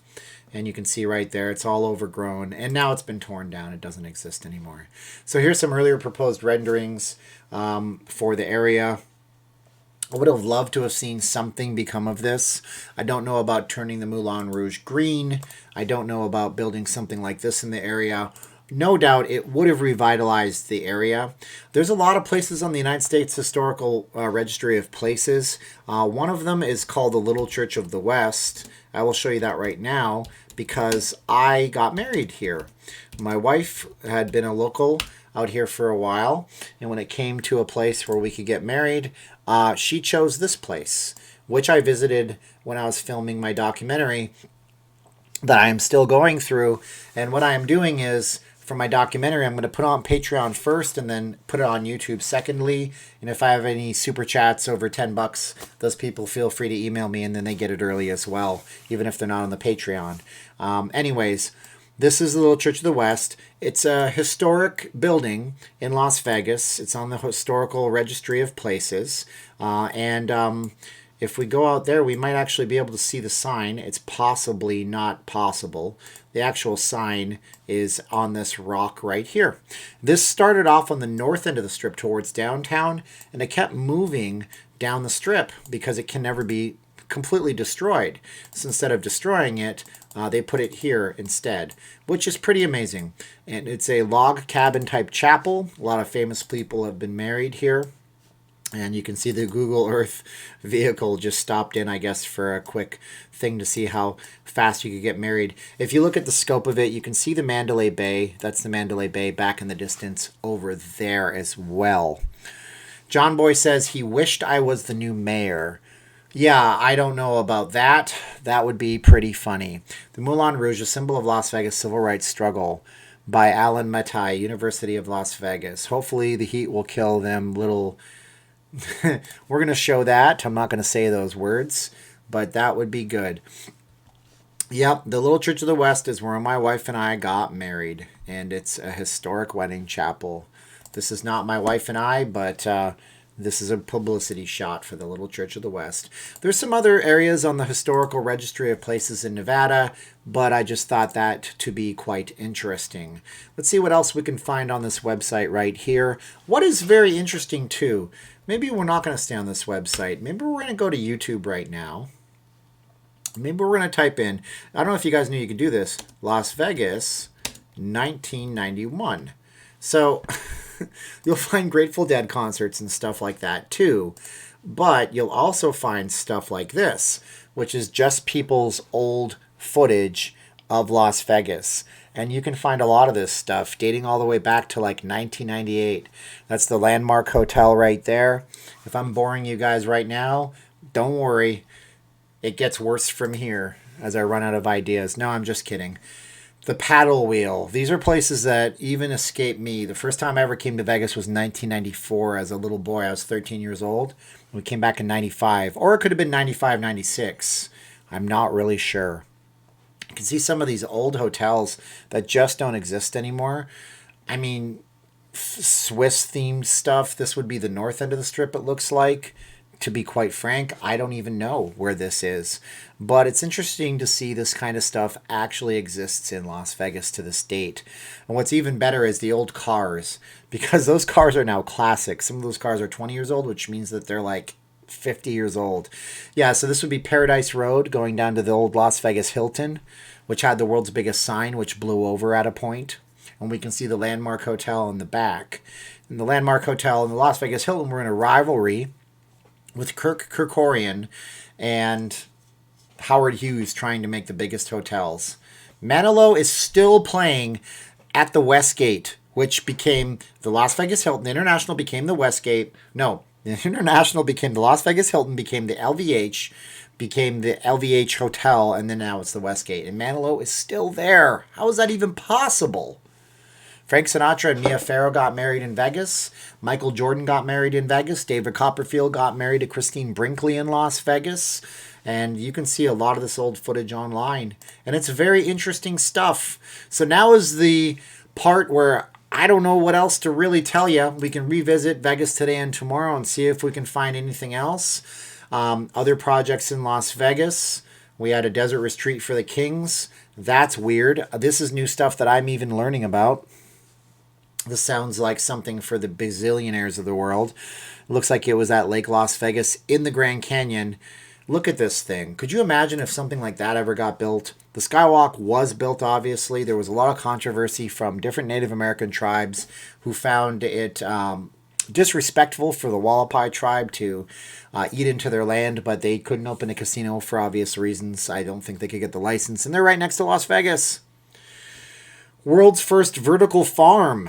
Las Vegas will be the premier city for a new concept, urban farming. This 30-story tall farm will be basically a giant, huge indoor greenhouse. Could you imagine? This could have revitalized Las Vegas. If we had something like this right now in Vegas, in the middle of the desert, with water rights and solar panels, we wouldn't have the problem where I can't get garlic. There's a garlic shortage, people. This is ridiculous. This would have been an interesting project for the area. Now, the Neon Museum, this is from 2007. Okay, so the La Concha was a property that used to sit in front of the Silver City Plaza. It was a hotel, but the lobby was built by a famous African-American person, and I can't remember his name right now, so hopefully some historians can chime in. Now, the La Concha lobby was so important that they moved it to the Neon Museum, and it became the lobby and the logo for the Neon Museum of all things. And it was important. Now, as far as I understand it, the La Concha was, they didn't want to approve it because it was an African American that designed it. I think that was the story. And then they changed the designer's name and got approval on it, from what I understand. That is a shame. Blue Heron Homes, I don't know that these ever got made off the ground. It looks like they do exist. This looks like a real photograph that's just refusing to load for me, unfortunately. But we have a bunch of image galleries. These are like LEED homes. And I'd be interesting to see if they actually exist to this date and take a tour of them. Of course, we have the Showcase Mall. These are some renderings of the Showcase Mall. The Hard Rock Cafe exists. The guitar looks a lot better than what they have here. That's a very tacky guitar. They decided not to put that giant digital billboard up on the Hard Rock, but this is the old version of that kind of stuff. And the Showcase Mall now has a Target store that's nearing completion. Got to feel bad for them. This digital thing right here became the last leg of the showcase. And there we now have a Ross store, a DSW store, Designer Shoe Warehouse. We have also the Target store, and all that stuff was redeveloped. Now the Showcase Mall is where the Coca-Cola bottle is, of course. Neon Museum, Showcase. Let's see if there's any there's no more renderings here. Here's another rendering, an early construction photo of the new expansion. There is a theater in there still, I think. The GameWorks, obviously not there anymore. That's moved down to the Town Square, Las Vegas, which is totally worth a visit. You can see the construction of the Hard Rock, and very on the left side of the picture is Smith & Wolinski's. They say that they are opening a new restaurant, but with the current status, everything is on hold, of course. Of course.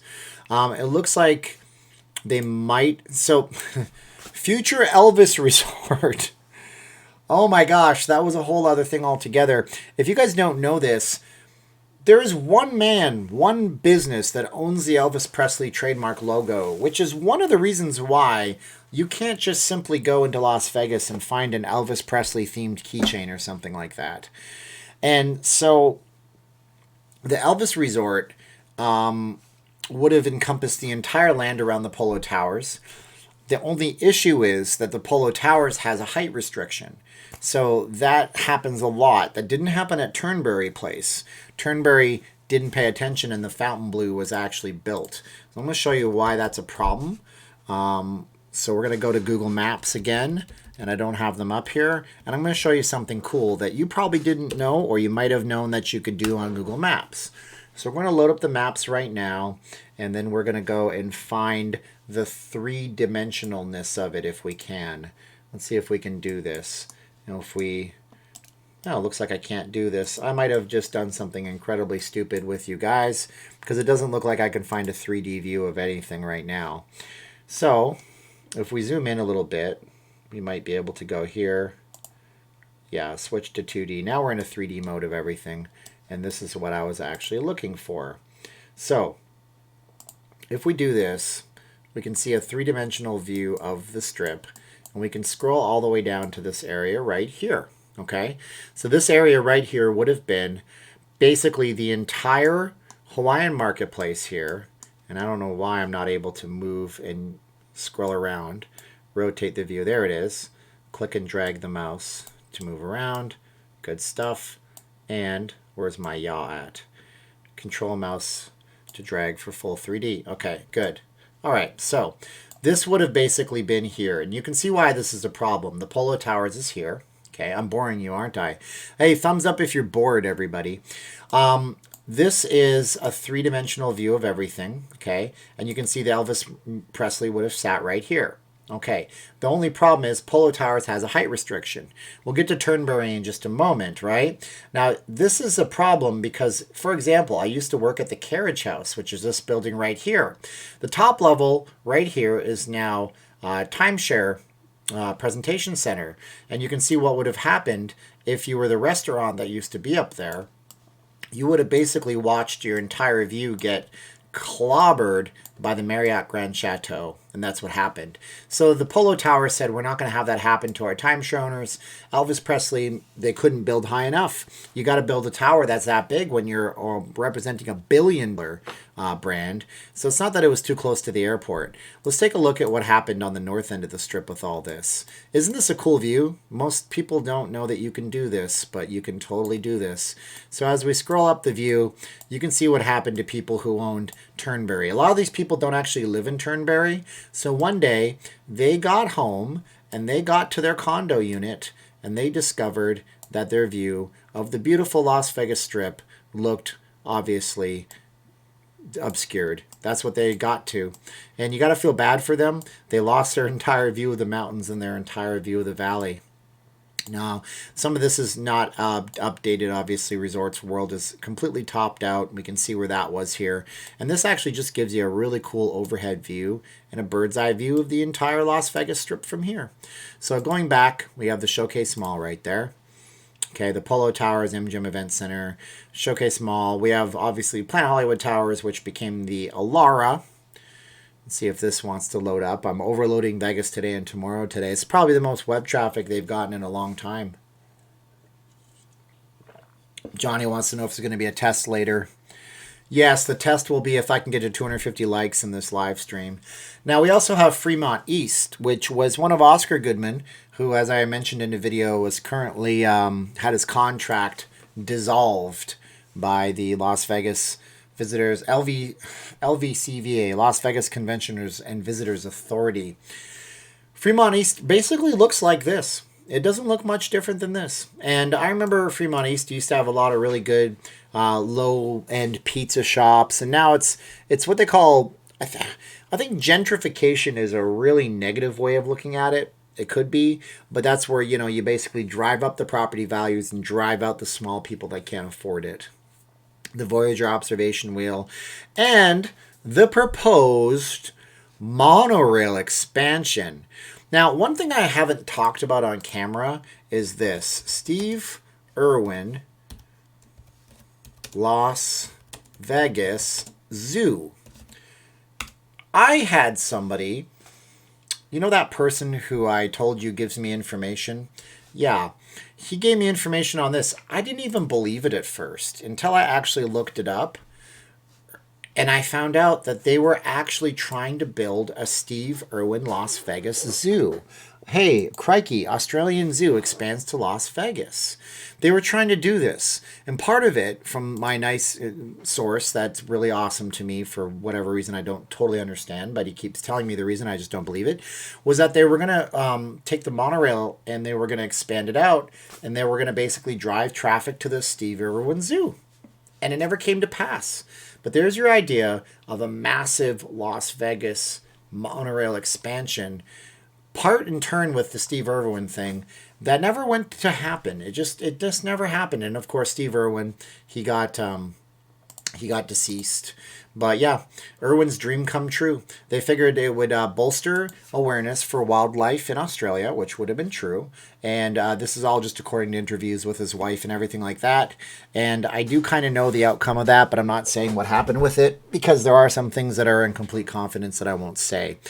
And what's interesting about this map, too, let's take a look at all this map. Trump Tower 1 and Trump Tower 2. That's interesting. The Future Frontier Project. That never came to pass. The Frontier, that's gone. The Royal Resort, that was supposed to get a massive expansion, never happened. The Majestic, never happened. The Riviera, totally gone. Marriott's Executive Metropolis, never happened. All of this got swallowed up into the convention center with the exception of the Royal Resort. All of this swallowed up into the convention center. The Voyager Wheel, nope. Circus RV Park, gone. Maxim, never happened. Sky is there. Hilton Grand Vacation's there. We don't know what this is. The Allure sort of happened. That was the Lucky Dragon. That failed. Part of that is still the world's greatest gift shop. This was supposed to be the Ivana. Oh, you want to talk about Trumpisms? And I'm not saying anything about the president. Ivana Trump Tower, Las Vegas. Now, I play video games when I was a kid, all right? And this was the stupidest, most ridiculous video game looking thing I had ever seen in my life. It was pink and black on the renderings, and there is the sales center for the Ivana Trump Tower. And there it is. Oh, gosh. That was to be built on the north end of Sahara on Las Vegas Boulevard. It, my friends, is an eyesore. I'm sorry.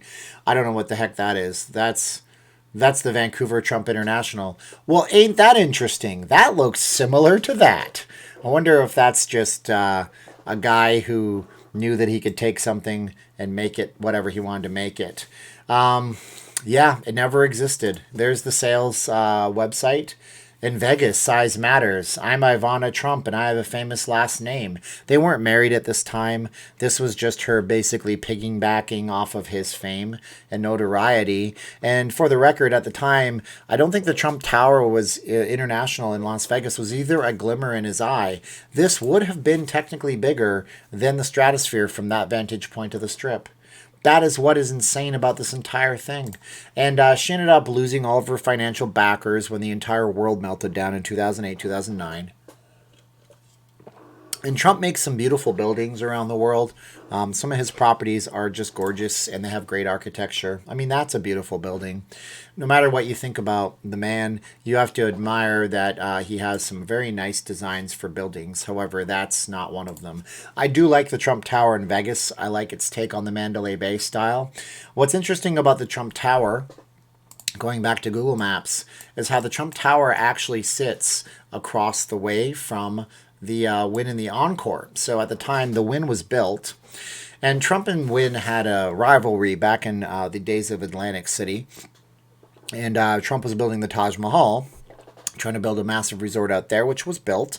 And Steve Wynn was building hotels in Las Vegas, like the Mirage was built, and then Trump built the Taj.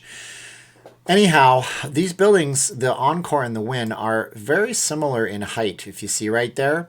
And they kept doing little things that would try to one-up each other. And that Encore was supposed to have a pool on the top. And it never came to pass, obviously. And when it all came to pass, I think the Wynn is slightly taller than the Trump International. The Trump International was supposed to have the casino from the other investors on the Old Frontier site right here. As it stands right now, in terms of like spas and restaurants, it has some great spas and restaurants there. And it is a top-notch resort, as is basically everything in Las Vegas, especially the Wynn and the Encore and the Palazzo and everything next to it. So there is that. I can't believe I'm holding your attention for this long.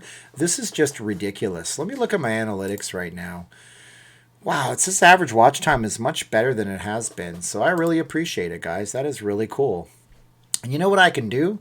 Apparently, I can do this. I can pin a merchandise here. I don't even know what this does. Hey, look, it's a coffee mug. I'm doing this different. Anyways, that's an interesting thing from the past of Las Vegas that most people don't know about. That wasn't on the site that we just covered. Hey, look, you guys can buy a coffee mug from me. All right, going back to this right here with the Renaissance that exists. The Embassy Suites exist. The Wynn Golf Course redevelopment. The Wynn redevelopment should have been a lake. Wynn Lake, and that never came to pass, although they are building something back there, but unfortunately they didn't go to that. What they ended up doing was they ended up scuttling the idea to build this, which would have been great.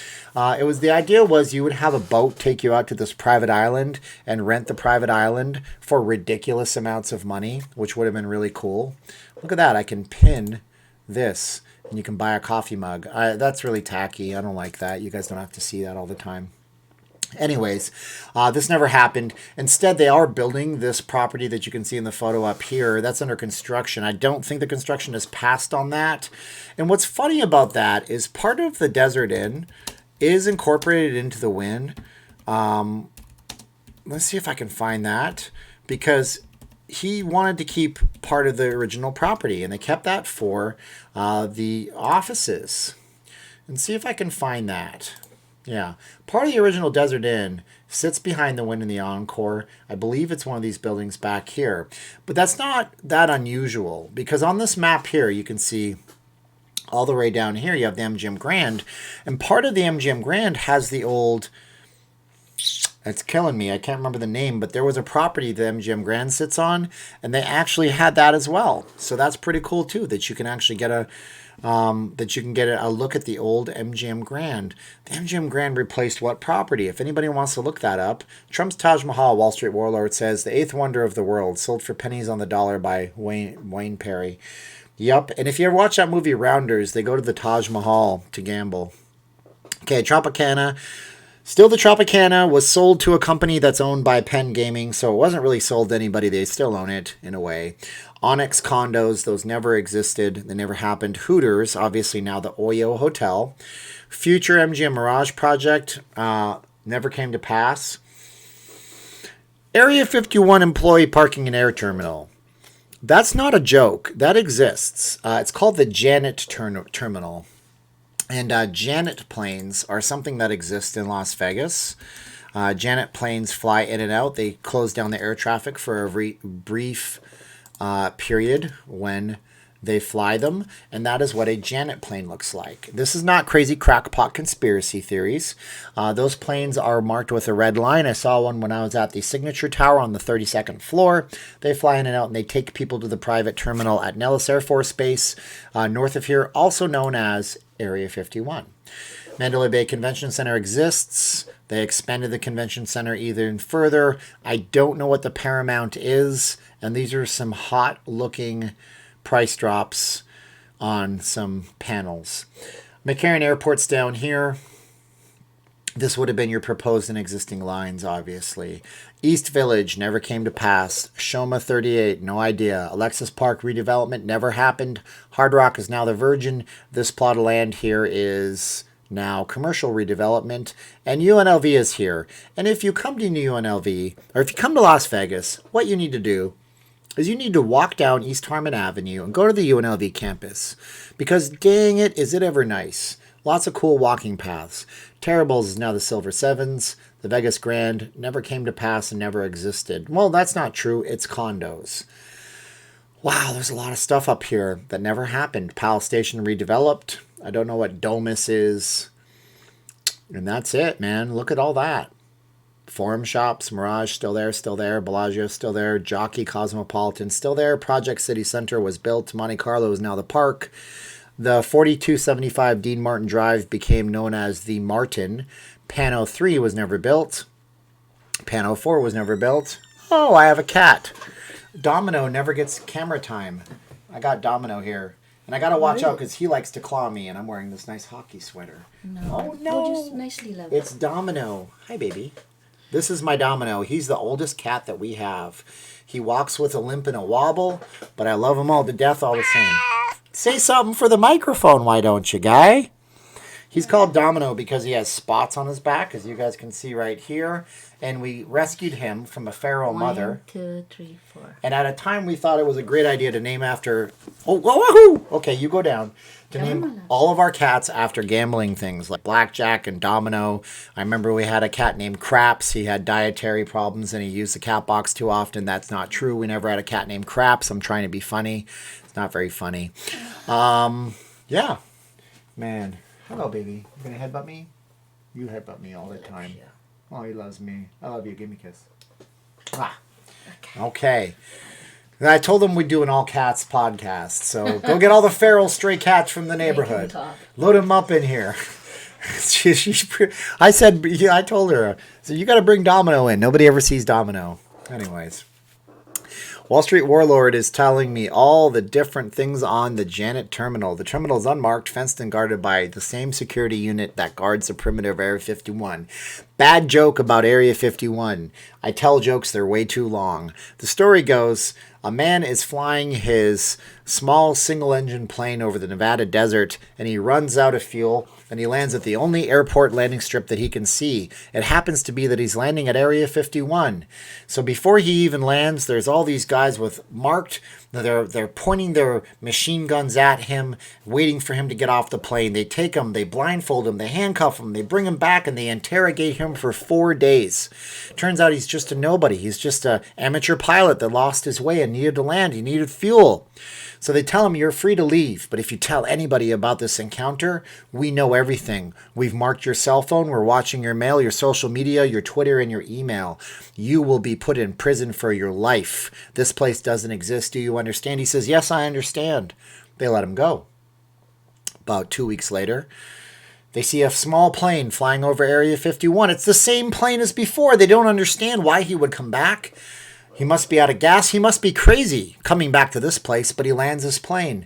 Before he lands his plane, there's about a dozen soldiers all aiming their machine guns at him, and he gets out with his hands up, and they look at him and they say, are you crazy or stupid? You didn't run out of gas again this time. We told you, never come back. We don't exist to you. He goes, I know you told me all this, but the thing is, you know, I went out to Vegas and I had a hard time. So you're going to have to go and explain all that to my wife, because the last 2 weeks of my life have been a living hell. You know, the joke is his wife didn't buy his story about why he disappeared for 4 days in Las Vegas. All right, so that's a bad joke. Is there any resorts or casinos far off the strip that locals like that most visitors might not know about? I wouldn't say so. I mean, all of the big hotels, they're basically visible. Some people like the Palm. Some people like the Gold Coast. I personally like the Red Rock Casino. You might not know about that one if you go there. Disappearance of adventurer Steve Fawcett baffles the experts. I don't know about that. See, there's a lot of things I don't know. The Charlie Palmer Hotel was a hotel by celebrity chef Charlie Palmer. Never came to pass. MD Properties and Condos never happened. Future Starwood Project never happened. Isn't it interesting? And another interesting here is that everything marked in blue on this map that we are looking at right now is zoned for future hotel construction. Yeah, they could build an entire new strip on Dean Martin Drive, which runs all the way down to the Raiders Stadium construction site if they wanted to. Another interesting mystery about Las Vegas, if we go down to that Raiders Stadium, which means we have to follow the strip right now. Where are we? Before I give you guys all motion sickness, is that Dean Martin Drive is right here, okay? Give you an idea of Dean Martin Drive. This is Dean Martin Drive. Where are you, Dean Martin Drive? This is it right here. Okay, so it goes all the way down this way. Goes all the way here. Goes all the way here. Goes all the way to where the Raider Stadium is, which is not marked on this map because we don't have that yet. And what's really interesting is that this address fails to exist. You can look this up. Right now, when I do my videos and I'm standing right in front of the stadium, I'm literally standing right here. And if we switch back into a street view mode, we could actually see that. Let's see if I can switch back into my street view mode and get my guy and put my guy right here. You'll see what I'm talking about. Oh, there it is. Now, I'm sitting there looking at the Raider Stadium site. This is a really old Street View photo, obviously. Well, Aldebaran Ave became Aldavis Drive, but for some reason, this address doesn't exist. And if you go on the county records, you're supposed to be able to see the ownership changing hands of every property. Now, somebody once told me, and again, I'm not getting political, I'm just talking about a political person that happens to be a Democrat. Harry Reid, somebody told me, owned large portions of this land in this area. Now, a lot of people ask, why is it that they didn't build the Raider Stadium right here? Right here is a perfect spot. We're right across from the outlet center. It would be very easy for us to get access to the interstate. Lots of blank land next door. You could build all the supporting hotels. Look at all this blank land. But instead, they built it way up here in the middle of nowhere. They were also going to try to build it at the Bally High Golf Club, but that would have cost too much money. No, instead they built it right here. So when property sells, you should see that Harry Reid sold it to, who knows who they sold it to, whatever corporation controls the land that the city formed when they did the Raiders Stadium Authority. It doesn't exist anymore. That address disappeared, doesn't exist off the city records. Did a politician strong arm people to buy his land at an increased value? I don't know. You tell me. Should you be worried? I don't know. I don't think so. But hey, I'm saying that everybody on all the sides are a little bit crooked. So I'm not getting political. I'm saying there's bad apples on both sides of the barrel there, guys.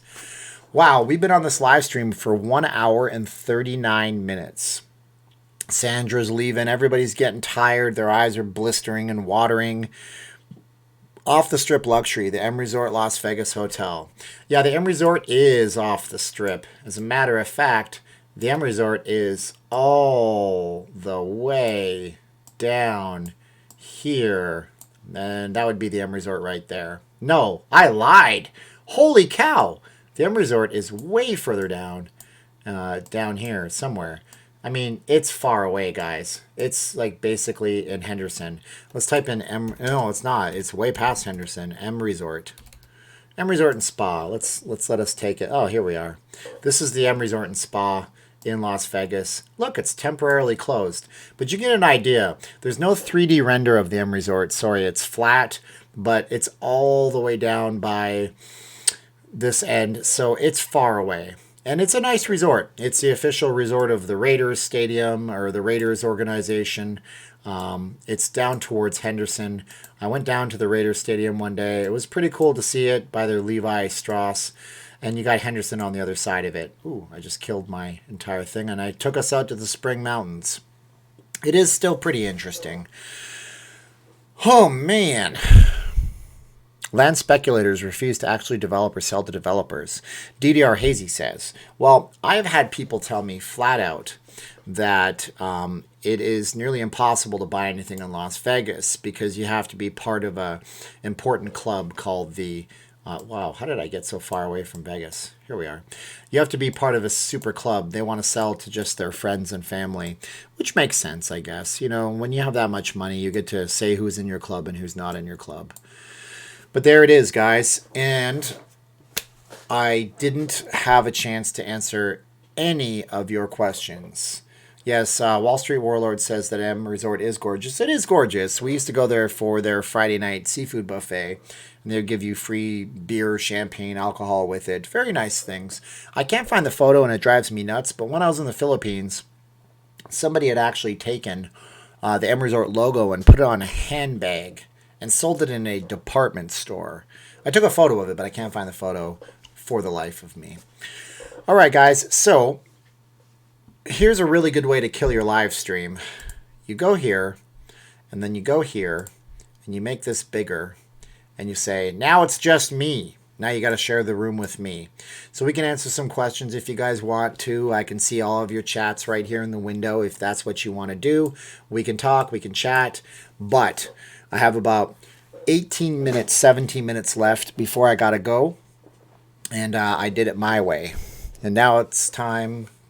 Now the time has come. I used to know the lyrics to My Way because I tried to learn it for karaoke. It's a great song. It's a great song. So if you guys want to ask me any questions, D says he appreciates my content. Thank you. And if you guys see D, say thank you to D. Notice there is lots of nice resorts off the strip that are classy but no longer have gambling or slots. Red Pill, I'd like to see how many of those there are. I'm not arguing you. I'm saying that there are some, but not a lot. What's the story of the Harmon Tower? I actually have an entire script written on the Harmon Tower. I want to do a mini documentary. I'd have to get footage for it, which now I can't do. I mean, technically I could. I guess I could go to the strip and try to walk all the way out there and hope they don't mess with me. Yeah, Alfonso says there's jets flying over Vegas. The story with the Harmon Tower is that it was a giant tower that was supposed to be about 50 stories tall. It was never built. It was built, but then halfway through the construction, they noticed that the rebar was in it improperly, and it was a giant public health hazard if there was ever an earthquake. And of course, everybody said, there's not going to be any earthquakes in Las Vegas, you silly goose. And then there was earthquakes in Las Vegas last year. Somebody asked me where the Silverton is. We can find the Silverton on the map right now for you while I'm talking about that casino resort. The Silverton is on Blue Diamond Road, which goes all the way to Pahrump, if you want to go to Pahrump. So they built it halfway up, and they said, hey, let's try to make it so, maybe we could salvage this thing. We'll make it half the size. This is not the Silverton. That's hilarious. Silverton Casino. But that never came to pass either. So they ended up tearing it down bit by bit. They did not do an implosion on it. And for some reason, this thing is not showing me the Silverton. There it is. That's the Silverton right there. So in terms of where the Silverton is, you can see the Silverton is here, and we can see the Las Vegas Strip in the background looking north right here. So Silverton is all the way down here. And so the Harmon was torn down bit by bit. There's been a bunch of proposals. Maybe they could put a grocery store there. Maybe they could do this or that. It wouldn't make any sense to do any of that stuff. It's not going to happen. So Hyatt Place apparently does have... See, these are places that do have. So when you guys ask me about hotels that are open, these are still allowing you to book some hotels. So apparently there's some Hilton properties and things like that where you can actually stay. They're all business caliber. They are essential because they require cities to have hotels in case you have to travel here for some horrible reason. So that's the Silverton. The Harmon is just an empty blank spot right now. We can actually just scroll up and take a look at it in City Center right here. And when we scroll down here, we'll see what it really is. It's just an ugly hole in the ground. And the Harmon would have sat right here and would have gone straight up. And yeah, it's sad that it's gone. It really is. And I can't see my chats anymore. Okay, I love Sam's Town and the cannery next door. You should do this for Calgary from a born Calgarian. I mean, yeah, Calgary does have, if you guys want to see my hometown, because I'm running out of ideas. Calgary, Canada is a lot bigger of a place than people might think it is. I don't know that they have 3D models. I imagine they do. And when you look at this city, and you look at all that, yeah, these are all just skyscrapers, oil towers, and stuff like that. So Calgary's an interesting place. I couldn't do it justice. I haven't been back to Calgary in many, many, many, many, many, many years. I know a lot about it. That's one of the biggest buildings in all of Canada. But it's a beautiful city, and it's definitely a place where if you have a chance, you should definitely go and check out. Is the Hart family the most famous family in Calgary? Probably, but the most famous guy to a lot of people, he developed the Java engine. He went to the University of Calgary. Why is there so much shoplifting in the Paradise area, Fred asks. Probably has something to do with the fact that people can steal stuff and then sell it on the strip to fuel their drug addictions to tourists and people that work there. Kenny says, I'm good with Google Earth and never know how to get it look as good as you do. Kenny, that's easy. Let's show you how that works. When you're on Google Earth, all you got to do is click this thing down here and you'll get a map. You click it one more time and you get 3D, and then you go over here and just jigger around with these little things until you get it, and then you hold the control button and you zoom in with your mouse, and now you have a 3D map of anywhere you want to look at, basically. Hope Hilton has better servos than when we held the Star Trek convention there. Well, they're not doing it at the Hilton, they're doing it at the Rio now. Wall Street asks, what stores in Las Vegas offer not leaving Las Vegas mugs, t-shirts, sweatshirts, and caps? My wife has asked me to do that. She said, you should put your merchandise on the strip because even if they don't know what your merchandise is like, then they would still want to buy your stuff. I said, yes, that would be a great idea. I just don't know how I would get funding for something like that. So to answer your question, nobody does. I can't look at my back end, so I'll just type it in so you guys can see how that stuff looks like. Stores/NLLV. And you guys can see what my Teespring store looks like. I am not begging you to buy anything. Call me an e-beggar. I'm just showing you that I put my logo on a bunch of stuff, and you could go ahead and drink out of a mug or buy a t-shirt or whatever you want to do. And yeah, so that's what that is. And sorry about the prices on everything, guys. If I printed them directly, then I would definitely charge less and maybe make a decent profit. But no stores carry them. I don't know where I would get the initial amount of money to put up the thing to get them printed. I can't even get a hat. Hats are $85. If I wanted a hat that was my own specialized hat, it would cost me $85 for that hat. Because my logo, my font, it would cost a little bit less because I figured out how to make the special hat file. Yeah, embroidery machines need special hats. ABC store would be cool. I'm reading the David Berman book. He ran downtown Vegas. Very interesting. Look into it. I'll have to learn a lot more. I know enough about downtown Las Vegas and how it was founded, and it was all a big fight over water rights, which is very interesting. The Western is nice. They got rid of their blackjack table. Yeah. Let's see what else we got good here. Oh, man, I haven't been to Sam's in ages. Sam's Town is good. So, is there an actual Planet Hollywood restaurant inside the Planet Hollywood Resort, One Alex Guy says? And the answer to you is no. It actually exists in front of Caesar's Palace. So, if we go here and we type in Caesar's Palace, we can find that. And you know that is because they have a giant... Oh, I can't even sit up without my back killing me. I feel like so lame when I do that. So we go here. So this is your Google Earth lesson. We click this here. It goes to three-dimensional. Then we go down here, and you can see where the globe is. That shows you where the Planet Hollywood is. If we're standing on the street and we're looking right here, that is the globe for Planet Hollywood. And that is actually, these look pretty gnarly right now when I get too close, don't they? The Planet Hollywood sits above in the Forum Shops expansion right there. That looks like a wax scale model that melted. The reason they didn't put it there, what's this? You don't preload videos. I don't know, but I was thinking about it today. I always wonder why you are gaining subscribers and out of active subscribers. It's because you post regularly, and when you don't, you're open with your audience about it. Maybe, I guess so. But you know what? Yeah, Kickstarter that. I don't have a big enough audience to Kickstarter it, Kay Neener says, but that's a nice idea. You don't preload uploads like Steven. Kenny Wilson, or I don't preload uploads like Jacob. Well, you know, Jacob's a busy guy, you know, and he posted that video of him in front of the Raiders Stadium, and it was obvious that that Raiders Stadium video was taken about 4 months ago. But, you know, guess what? If somebody is providing you value, then that's good too, because we all need value in our life, don't we, everybody? What happened to the Showboat Casino? It got redeveloped into part of the Harrah's. Would you ever do a channel meetup in Las Vegas when all the CV madness is past, maybe on Fremont? I'm open to whatever, Red Pill Gary. I don't know what you guys would want to do, but some of these channels do slot pulls, and then like they say hi to Matthew. He's like some business magnate. He gets all sorts of deals with people, which is all well and good, but I don't know how to do any of that stuff. I got about 1,000 books on business to read because some good Samaritan keeps sending me stuff, but I have to get my Surface to read books. What do you think of Vidara? Got reservations in June. Oh, Vidara is a world-class, beautiful 5-star property. You picked well, Joe. I don't think there's a bad room in the entire place. What up, NLLV? Do you collab with other Vegas YouTubers? Han Kim asks.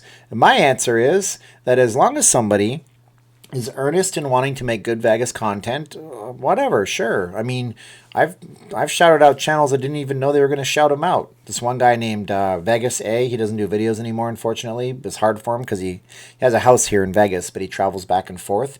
He one day said that I copied his Raiders Stadium video, and I'm like, bro, I have done 7 million of these things. Don't tell me I'm copying, because he just, anyways. And then he was like, thinking I was mad, and instead of being mad, I was like, hey, you guys should go watch Vegas A. And he didn't ask for that. I just did it. And why not? Who cares, right? I don't know. I'm lucky. I'm blessed. I don't know why people watch me. It doesn't make any sense, but why not? Steven is awesome. Hit that like button to show the love for the man with a voice that is going strong for a good solid 2 hours, giving us all tonight. Cool stuff. Black in Vegas.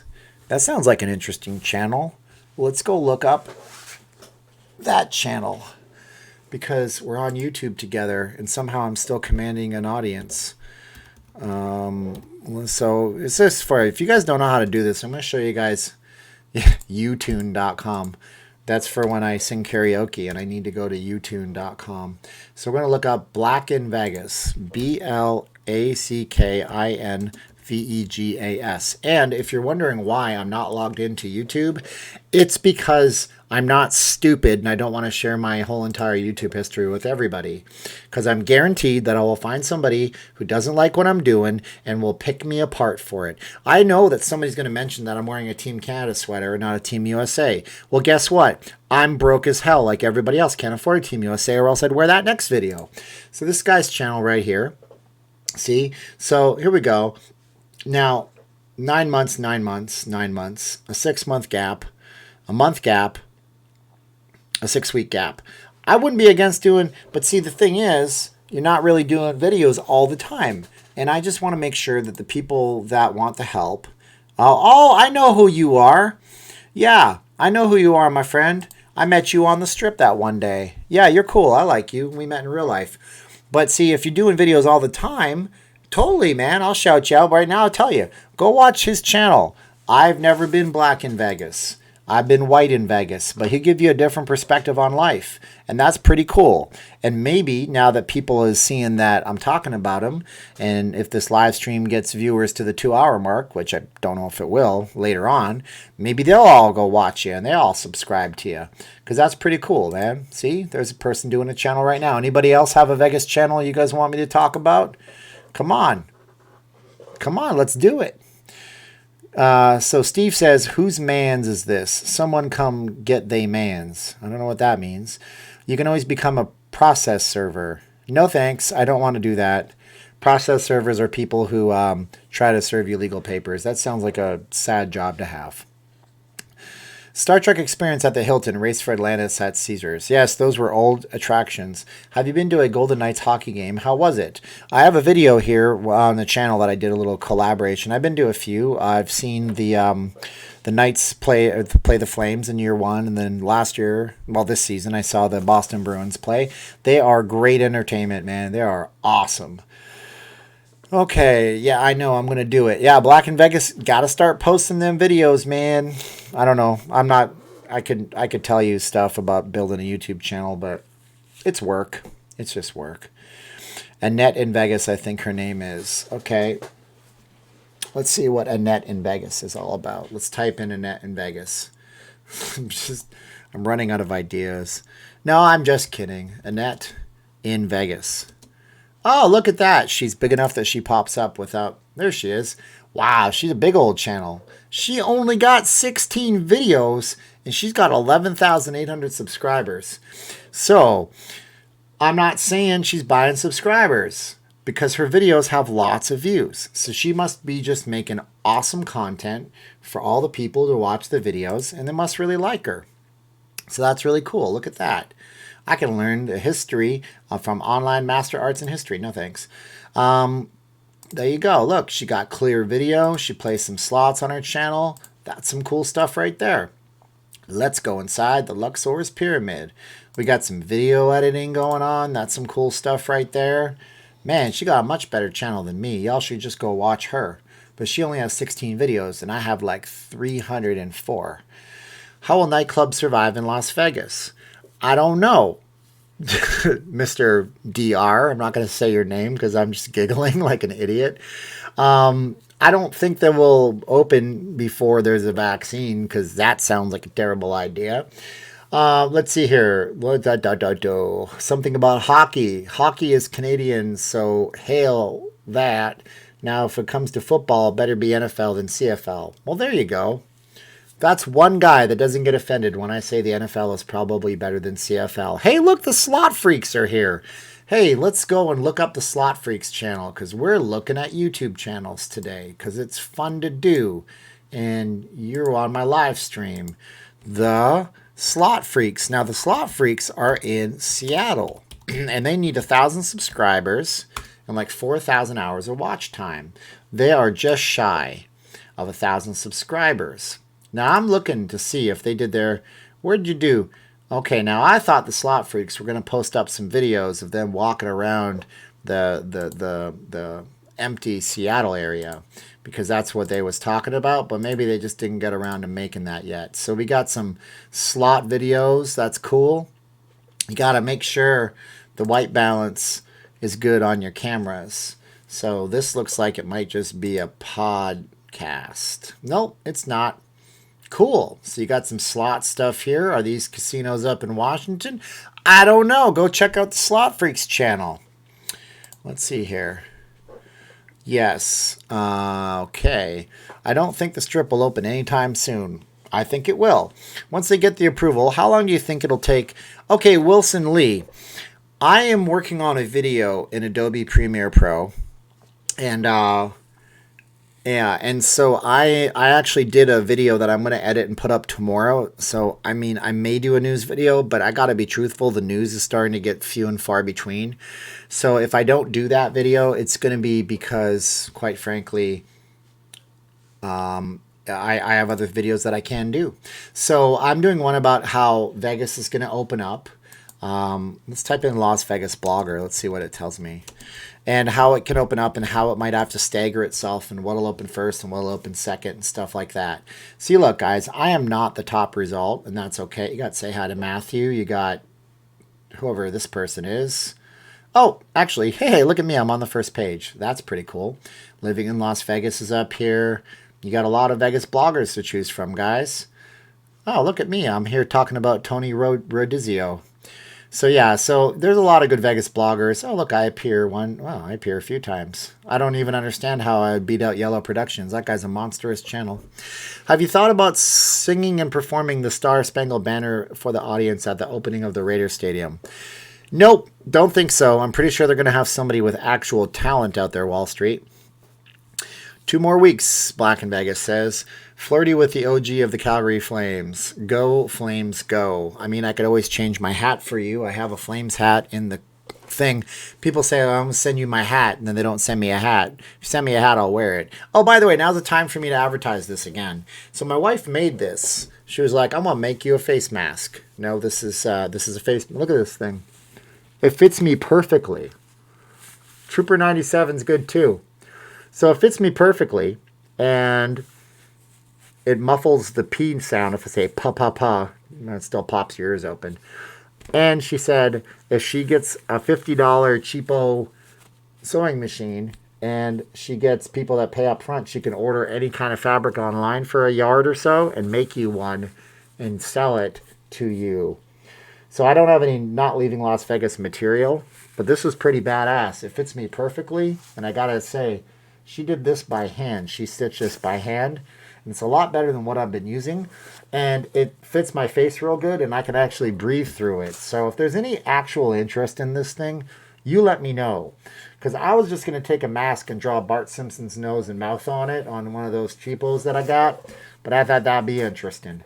Anyhow, there's another third ad. I am such a sellout, but it's for my wife.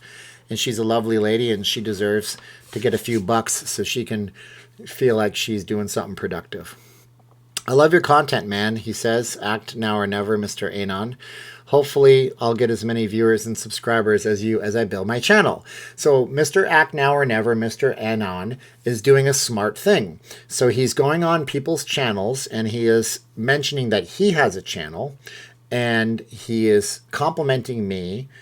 I'm not accusing you of this. I used to do this too. So what you do is you go to a channel that you like or that's popular. Now, I'm not that popular. But then you comment complimentary and hope people go to look at your channel. It's the reason why I'm called Not Leaving Las Vegas, a Vegas video channel.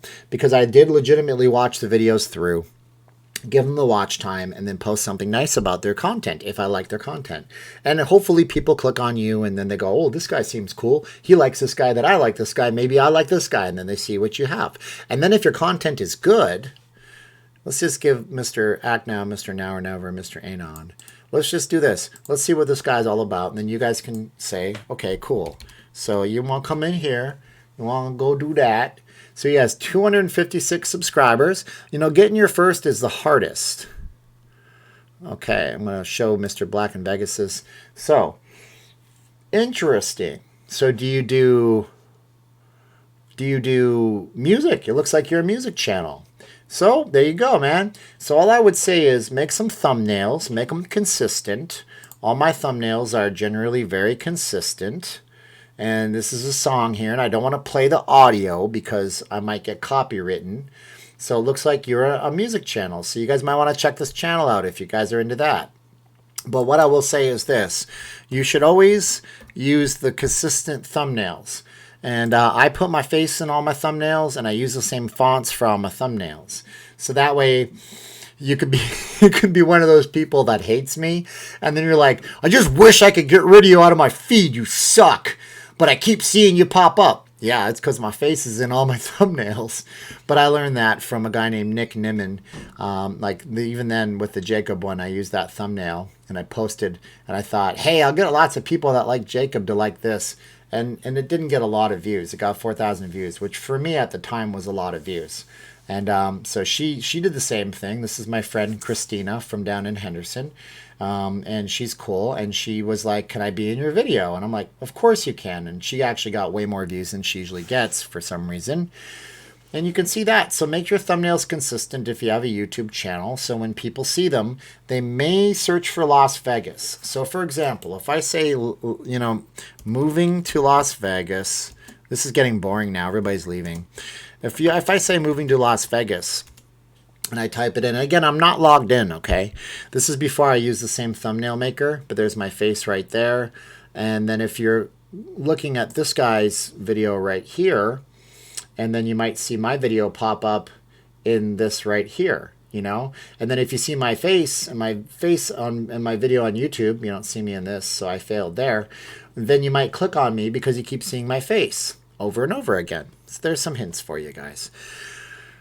Black in Vegas asked, do you think Jacob was mad? Oh, I know he was mad because according to some people, he went back and said not nice words about me. And then now I can't comment on his videos. So I guess I lost that opportunity. And I've only ever banned a few people from commenting on my stuff a few times because they're just really, really mean. And I just don't want to see the negativity, especially now the world is very negative. So if people are going to say that I'm this or that, they've been watching me forever and I'm a sellout, I don't know. Listen, no negativity. You have your freedom of speech. But if you're going to repeatedly attack me, I'm just going to ask you to go elsewhere. That's it. So maybe he's mad. I don't know. Jacob says he's on to better things, and I hope he does really awesome for himself. Let's go see what he's up to. So maybe he uploaded a video. I don't know. He used to do those live streams, and people really liked it. So maybe he's done a live stream. So his last one is the Raiders video. This was a touching video. 6 people in Las Vegas who deserve a thank you. That was very nice of him. And if I did a video that says coming crash or something, I might get a lot of views. I don't know. But you know what? He has a lot of videos on his channel. Here, look. How to pick and find it. This is a great video. He does a good video. It gives you content. It gives you value. And that's all you have to do. That's all you have to do. Motocross says clickbait. I don't know what's clickbait. I'm not sure about the Sears. Is that Marino Valent? Okay, we're talking here. Anyways. Okay, guys, so anybody else want to shout out a Vegas channel or a YouTube channel? We'll just give you some publicity right now, I guess. And I might have gotten a super chat that I totally missed, and I'm very sorry about that. That sucks if I did that, because I always try to be better than that and tell everybody to say thank you and everything like that. But if you guys want to shout out a channel or something like that, let me know. But I think we're done. I think everybody's just chatting, so I don't know what to do. I don't know what to say. But I appreciate everybody watching this content on this channel. And I'm running... Oh. Auction JJK says I'm not popular yet. That's right. I just need more SEO. You know, Google SEO is a funny thing, actually. Google SEO is funny. It's more organic. I mean, you can put titles and tags to your heart's content, but every video I do seems to get a bunch of views. So I guess I'm blessed for a channel my size because I get more views than channels much bigger than me. So I guess I'm happy.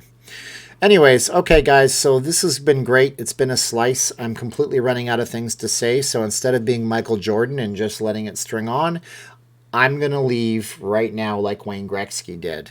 So thank you guys for watching, sharing, liking. Thank you for today's video, which somehow ended up getting a staggering 5,300 views in less than, how many hours is that?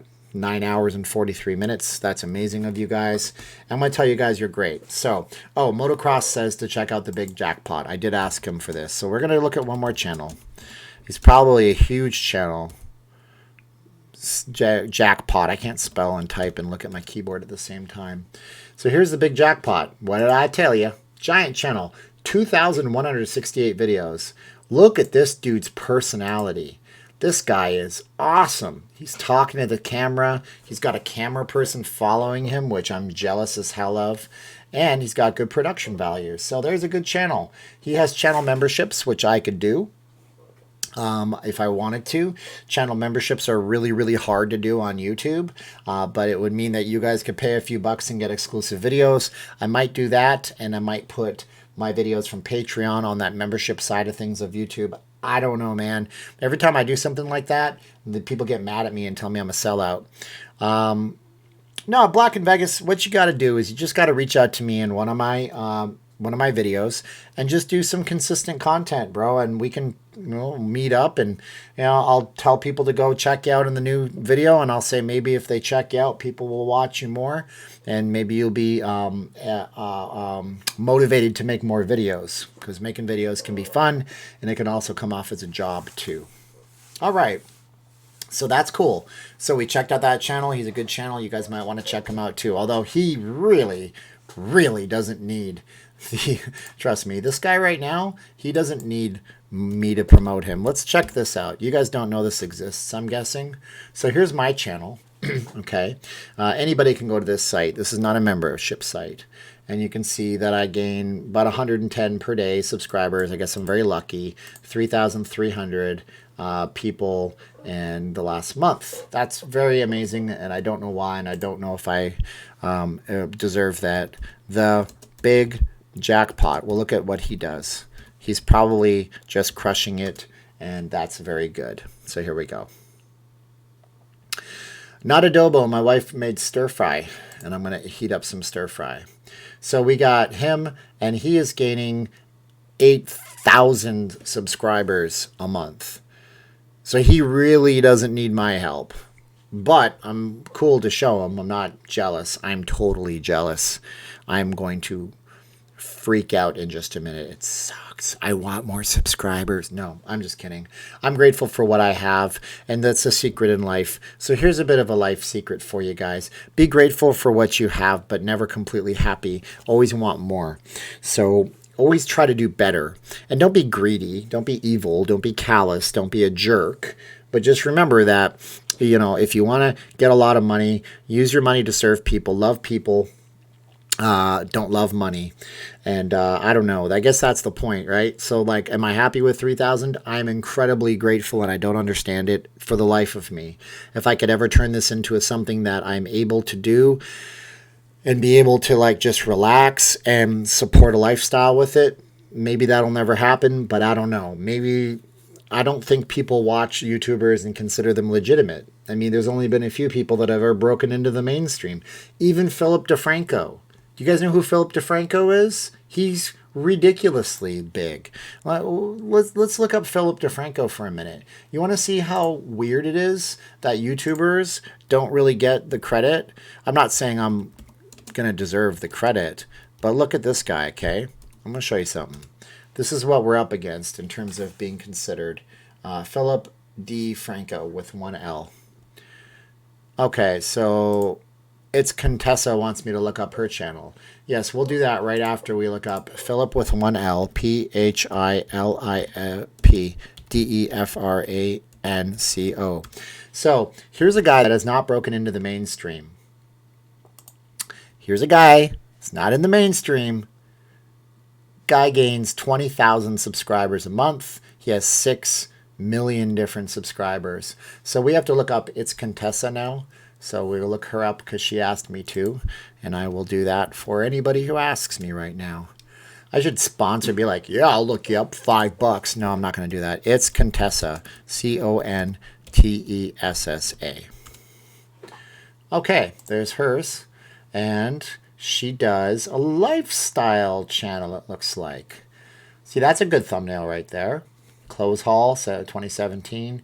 You got the thumbnail, the shoe, the cool eyes, although I think the emoji eyes are kind of dead right now.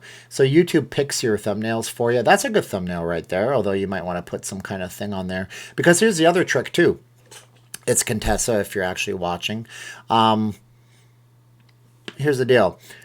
What I find is like you have 2 ways to tell what your video is about. You have this title, but you can also put words in your thumbnail. Let's look at one of your videos right here. Mark Dame says the humbleness is showing. So you got your cool branding there. That's neat. I like that. So I like it when younger folks do these videos because it gives them a creative outlet and they can get really good at something and they can focus on something and get really awesome at it. Before you know it, you're this girl right here with 900,000 views in 2 weeks. Oh my gosh, can you believe that? That is nuts. So we got some decent lighting. I don't know if the audio is any good. All right, cool. Good length of the video. I don't know what your watch time's like. Vegas trip. So she went to Vegas in 2019. Oh, this video is a few months old though. Not bad. So we go from Atlanta. Oh, I like the graphic. That's a cool graphic. Look at that. Grand Canyon. You get some views about Fremont Street. Yeah, it's not bad. You got some video editing. So your video skills improve too. That's cool. All I will tell you is like this, okay? Make YouTube. Mr. Beast is not a YouTube channel though. Oh, he's a YouTube channel. I heard that Mr. Beast will charge you for a collaboration, which is more like payola. 33.7 million. Oh, gosh. Let's look him up. Let's just be fun and look up Mr. Beast and see what Mr. Beast is worth. Mr. Beast. Oh, yeah. This will make us all look ridiculous. He has an A grade on this ridiculousness. He makes between 800,000 to 13 million a year. Those are actually pretty accurate. They're usually in the middle, I find. And he gains 2 million subscribers a month. Oh my gosh, guys. Oh my gosh. I don't know what some skins. Yeah, J2 Tyler says if you show nudity in your thumbnails or near nudity, you'll get a bunch of clicks. Man, there's clickbait all over there. Yeah, Red Pill Gary's been a mod on channels that have gotten big. See, I'm not even a big channel, man. That's it. I'm not a big channel. But anyways, you guys can go to socialblade.com and you can type in the name of a YouTuber and it'll come up there. Like we can look up the competition. And this guy here, I think his name is Jason. And we can see what he's all about right now. So he's gotten 1,000 subscribers in the last 30 days, 37 a day. And Social Blade used to show you the exact amounts, but YouTube changed all that. So now it just shows you when it hit another. Shout out Las Vegas Watching. Shout out Las Vegas Watching. Is that a YouTube channel? So let's type it. Las Vegas Watching. Man, I'm doing a lot of free publicity for folks. I don't see that one. If it's a channel, we're going to see if it's a channel. I don't see it, but that's okay. See, look, she gets a lot of views. No kidding. Fox 5. This is my friend Christina.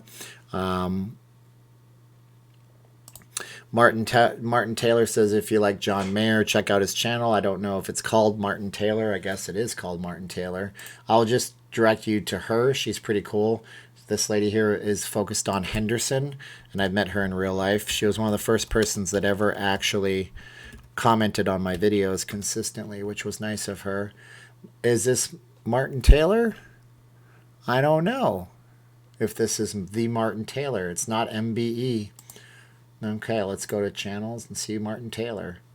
I don't know which Martin Taylor channel it is, my friends. I'm sorry about that. There's a few of them up here. Looks like that's his channel. Oh, look at that. He does acoustic covers. That's pretty cool. Yeah, that's nice. I like good covers. I like good covers. Okay.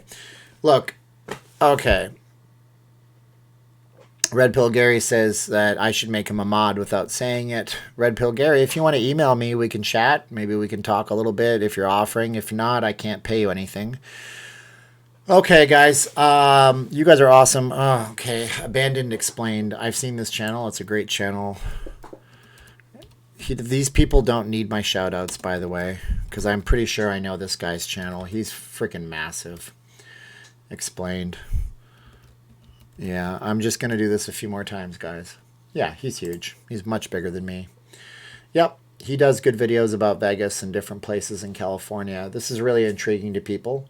You know, like 1 million views. Maybe I should do videos like this. You know, this is an ad. This is not his video. So we got the ad, and he talks about, you know, these old hotels and the abandonment of them. And it's good little mini documentaries. Yep, Derek from All You Can Vegas. All You Can Vegas, are you cool with him? I tried to collaborate with All You Can Vegas. Derek is his name. He couldn't make it here during Thanksgiving, and then he decided to hold off when all of the CV things happened. So, you know, I don't know. He seems all right. He's friends with Jacob. Maybe that's why he didn't want to collab with me. I don't know. Stephen, when you do picture-in-picture, would you put it on the left of your screen watching on a big screen? You are behind the chat on the right. So let's do that. Blop. There you go. Now I'm on the left. Fellow Canadian, and I will work for no money. Well, Red Pill Gary, if you've been watching my videos for a while, you've been some of my... I don't think he has a beef with me, my friend. I just think that he just didn't have time to collab with me. Who knows? You know, Vegas YouTubers we're strange people. We're like cat people. If you watch the Tiger King, they say cat people are weird. Anyway, that's not true, by the way. I'm sure they're very nice. Anyways, Red Pill Gary, you can email me, info@vegasforfreenow.com. It's in all of my deals right there, all of my stuff, all of my infos. I gotta go. It's been 2 hours and 20 minutes. I am legitimately getting tired. I've legitimately run out of water to drink, and I am legitimately supposed to watch a movie with my wife at some point. So you guys have been great. Thank you guys for watching my stream today. I hope the quality has been good for you. I hope that you guys have some loved ones to spend some time with. And if you don't, all I can tell you is be good out there. Do something that'll benefit you today or tomorrow. Do something that you've always wanted to do. If you don't have the money to do it, then learn a skill, learn something, do something. That's all I can tell you. Okay, so that's it, and you guys are great. So, Mike Lee, we chatted a few months ago. Mike, that's cool. We can chat some more if you want to reach out to me on Facebook. You guys want to reach out to me through email. You guys want to talk to me. I appreciate it. Yeah, you're welcome, Victor. Victor joined the Patreon today, which was really nice of him, and I really much appreciate that. And yeah, you guys are really great. Thank you guys for being here. I get lots of emails. I try to answer everybody. And you guys are wonderful folks. So now's the time of the video where we say 3, 2, 1, click. So I say 3, 2, 1, and how do I end the stream? And click. Thanks, guys.